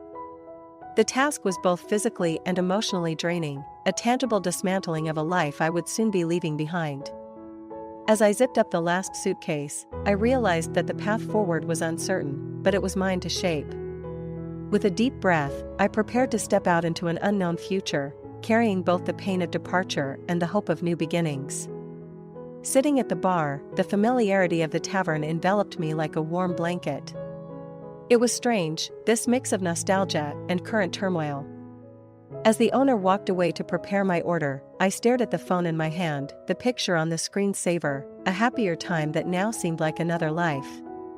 The buzz of the tavern, the clinking of glasses, and the low murmur of conversations around me created a semblance of normalcy, yet inside, my world was falling apart. The thought that Simon might be with someone else was devastating. How had things changed so drastically? Was I so blind to the signs, or had I simply chosen to ignore them, wrapped up in the facade of a happy family life? I sipped the beer as soon as it arrived, the cool bitterness of it grounding me momentarily. The mixed plate of grilled chicken was set in front of me soon after, its familiar aroma bringing back a flood of memories. Simon and I used to share this dish, often debating over the last piece of chicken. It was one of those simple, silly things that couples find comfort in. Now, sitting alone with the same plate in front of me, the solitude was stark. "Hey, it's been about 8 years," the tavern owner commented as he placed the plate down, his tone a mixture of surprise and nostalgia. "I remember you used to come here a lot with your husband." "Yes, it's been a while," I replied, forcing a smile. His recognition added a layer of comfort, reminding me that once, I was part of a we, not just the isolated I that I felt now. "Everything okay?" he asked, his expression showing a hint of concern. Tavern owners often have a sixth sense about these things. They see all facets of human emotion play out across their bars. I nodded, not trusting my voice. The truth was far from okay, but it was not something I could share, not here, not now. I diverted the conversation back to the food. "It's good to have this again. Brings back good memories." He smiled, understanding the change of subject, and went back to tending to other customers. As I ate, the emotional weight of the day caught up with me. Each bite was mechanical. My mind was racing, parsing through every interaction with Simon over the past months, looking for signs, for clues that I had missed. My mother-in-law's cruel words echoed in my head, amplifying my fears and doubts. After finishing my meal and settling the bill, I stepped out of the tavern into the cool night air. The brief respite had helped, but the hard reality awaited me. I had to confront Simon. I had to know the truth, regardless of how much it might hurt. With a deep breath, I started walking back towards our home, each step heavier than the last, preparing myself for what might come next. My heart was heavy, my future uncertain, but I knew that I couldn't live in the shadow of doubts and maybes. Tonight, I needed answers. It was as if the very act of my leaving was feeding some deep-seated need within her. As the movers carried out the last of the boxes, her eyes followed every movement, her expression unreadable. "I hope this makes you happy," I said, my voice calm, but carrying a weight of emotion I struggled to contain. Her only response was a slight nod, as if affirming that this was indeed what she wanted. As the final items were loaded into the moving truck, I walked through the now empty rooms one last time. Each empty space echoed with the remnants of a life I thought I'd built here. Memories flashed through my mind, laughter, dinners, tears, and whispered promises in the dark. It was hard to reconcile those moments with the stark, barren reality of these rooms now. Turning to leave, I felt a strange sense of relief. The oppressive weight of constant scrutiny and criticism was lifting. I was free, in a sense, but the freedom came with its own set of heavy questions about my future. Stepping outside, I faced the moving truck, the physical representation of my new beginning. I had nowhere specific to go yet, but the need to escape the toxic atmosphere of that house overshadowed all else. The driver handed me a clipboard to sign off on the delivery to a storage unit I had arranged the night before. "All set?" he asked, noting my distracted demeanor. "Yes, thank you," I replied, handing back the clipboard. As they drove off, a profound sense of solitude settled over me. I was alone now, truly alone for the first time in many years. The freedom was terrifying, but also exhilarating. With nothing but a small suitcase and my purse, I called a taxi. As I waited, I thought about my next steps. There was no going back, only forward. I decided to first find a hotel, a temporary refuge where I could gather my thoughts and plan my future. Reflecting on everything that had transpired, I realized that this moment, as painful as it was, offered a chance for rebirth. It was an opportunity to redefine who I was outside of the roles I had been confined to as wife and unwanted daughter-in-law. The road ahead would undoubtedly be challenging, fraught with uncertainty and the need to rebuild from scratch. Yet, there was a part of me that felt invigorated by the prospect of starting anew, on my own terms, without anyone to undermine or dictate my worth. As the taxi arrived, I directed the driver to the nearest hotel. Looking back at the house one last time, I felt a chapter closing behind me. Ahead was a blank page, and for the first time in a long time, I felt in control of my own story. "Then, good luck with your new family setup," I said, the words heavy but clear. I could hear the confusion in Simon's voice, the realization that his actions, or inactions, had led to this point. "You're really not coming back?" Simon's voice cracked slightly, a mix of bewilderment and desperation seeping through. The background noise suggested that Michael and his family were indeed there, likely unpacking or settling in. "No, Simon. I'm not," I replied firmly. The decisiveness in my tone surprised even me. There was no anger, just a resigned clarity that this chapter of my life was closed. "Your mother made it clear that my presence was no longer required or desired. And honestly, I need to start thinking about my own happiness now." There was a pause on the line, heavy and awkward. "But, Anna, we're a family." Simon. "We were a family," I corrected him gently. "But your family's needs always seem to exclude my own. I've been pushed out, and I have accepted that now. It's time for me to move on." Simon sighed, the sound muffled and distant. I guess I didn't realize how serious my mother was, or how deep her words cut you. I'm sorry, Anna. I never meant for any of this to happen. It's not just about your mother, Simon, I continued, feeling a strange calmness envelop me. It's about us, or the lack of us. There hasn't been an us in a very long time. Your silence spoke as loudly as your mother's words. I could hear him struggling to find the right words, the awkwardness palpable even through the phone. What will you do now? He finally asked. I'm staying with a friend for now, and after that, I'll find a place of my own. I have my job, and I have plans, none of which need to involve this house or those who wish I wasn't part of it. My voice was steady, my resolve firm. And what about us?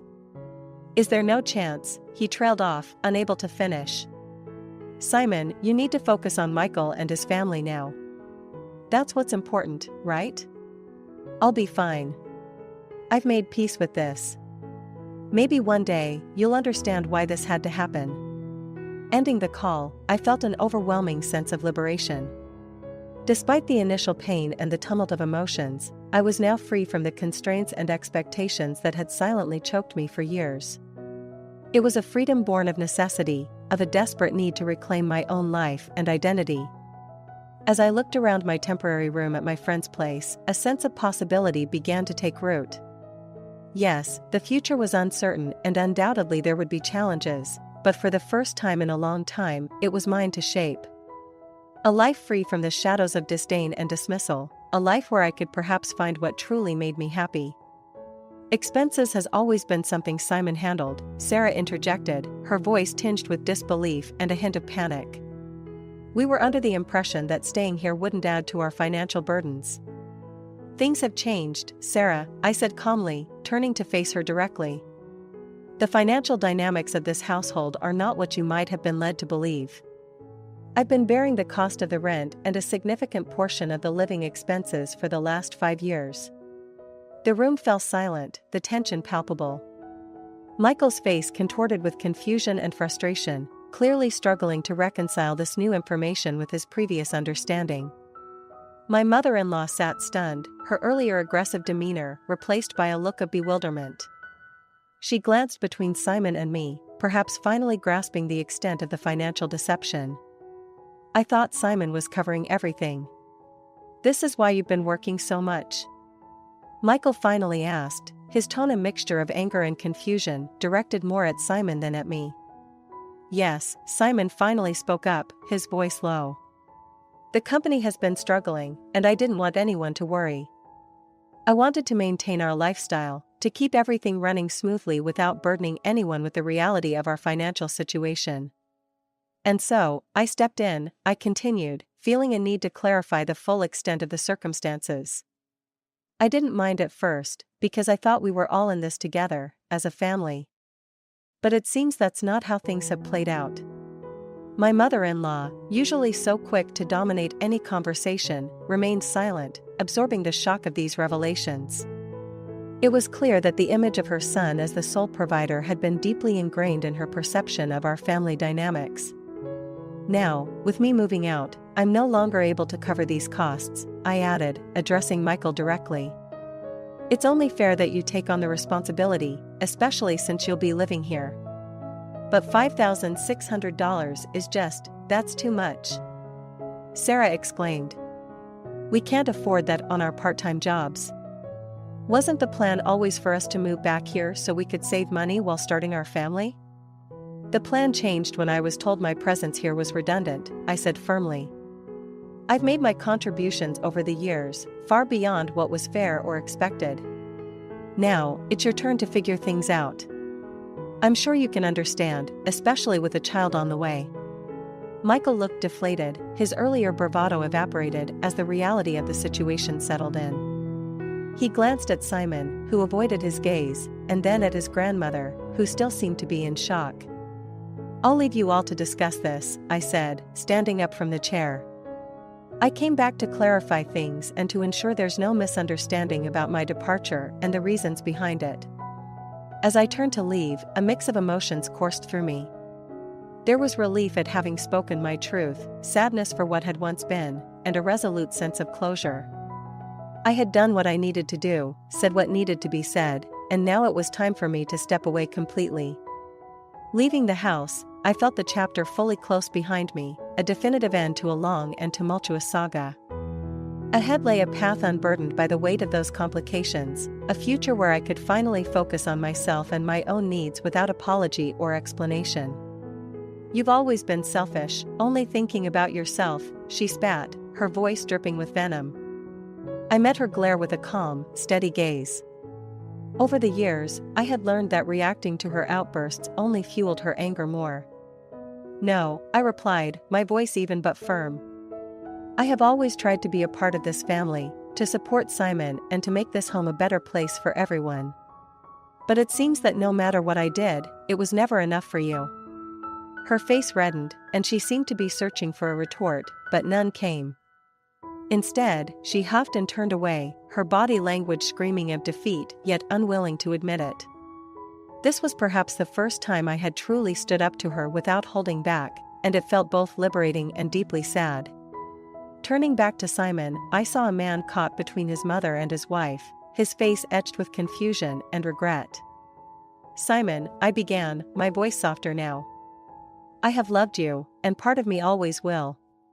But this," I gestured around to the tense faces and the cold, unforgiving walls of the house that never truly felt like home, "this isn't love. It's survival. And I won't survive like this anymore." Simon's eyes met mine, and for a moment, I saw the man I had fallen in love with, the man who had promised to stand by me through thick and thin. But that man had been swallowed up by complacency and the fear of confronting his mother. "Anna, He started, but no other words followed. "It's okay, Simon," I said, cutting off his stammering attempt at reconciliation. "You don't need to say anything. Just take care of your family, your real family." The words stung as I said them, but they needed to be said, for both our sakes. I turned then, picking up my bag. My mother-in-law was still simmering in her seat, her eyes boring into my back, but I felt nothing now. No anger, no resentment. Just a profound sense of relief that it was finally over. As I walked to the door, I didn't look back. I knew that if I did, it might break the fragile composure I was holding onto. Outside, the air was cool and fresh, a stark contrast to the stifling atmosphere I had left behind. I took a deep breath, letting it fill my lungs and cleanse the last remnants of that toxic environment from my system. Walking away, I realized I was stepping not just away from a house or a failed marriage, but from an old version of myself. A version that had tried too hard to be accepted, to fit into a mold that was never meant for me. Ahead was uncertainty, of course, but there was also freedom, the freedom to rediscover who I was, who I could be, unencumbered by the expectations and judgments of others. And as I walked down the street, the weight of the past years began to lift, replaced by a growing sense of possibility. For the first time in a long time, I felt like I could breathe.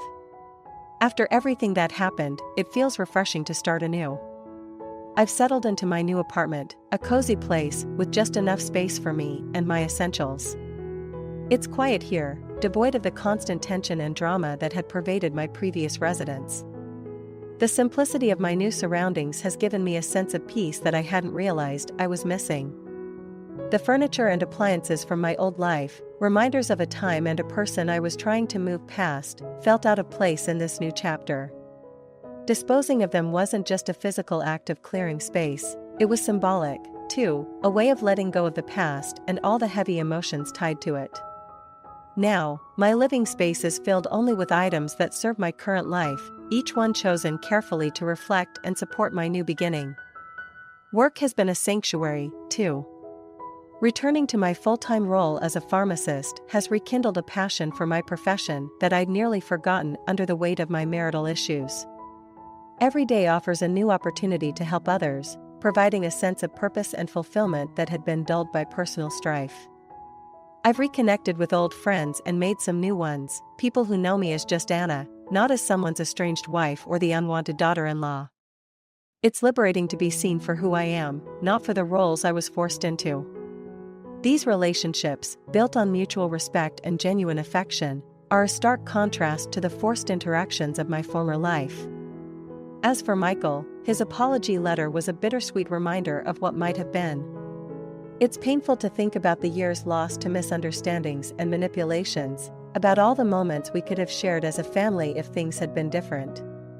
His acknowledgement of his desires as a child and his regrets about how things turned out between us stirred a mix of sadness and hope within me. Sadness for the past, but hope that he finds his way to happiness, perhaps breaking the cycle of control and resentment that marred our relationship. While part of me wonders if reaching out more could have changed our dynamic, I know that dwelling on these what-ifs serves little purpose. The apology, however, has helped in healing old wounds, offering closure to a chapter that desperately needed to be closed. Living for my own happiness has become my new mantra. For so long, my life revolved around pleasing others, fitting into molds that were never meant for me. Now, I focus on what brings me joy, peace, and satisfaction. Whether it's enjoying a quiet evening with a good book, taking a long walk in the park, or simply indulging in my hobbies, each day is a step in my journey of self-discovery and personal growth. This period of tranquility has been a profound teacher. It's taught me about resilience, about the importance of setting boundaries, and about the incredible strength that comes from choosing to rise above difficult circumstances. Looking forward, I'm excited about the possibilities that lie ahead, eager to embrace life's experiences with a heart that's lighter and a spirit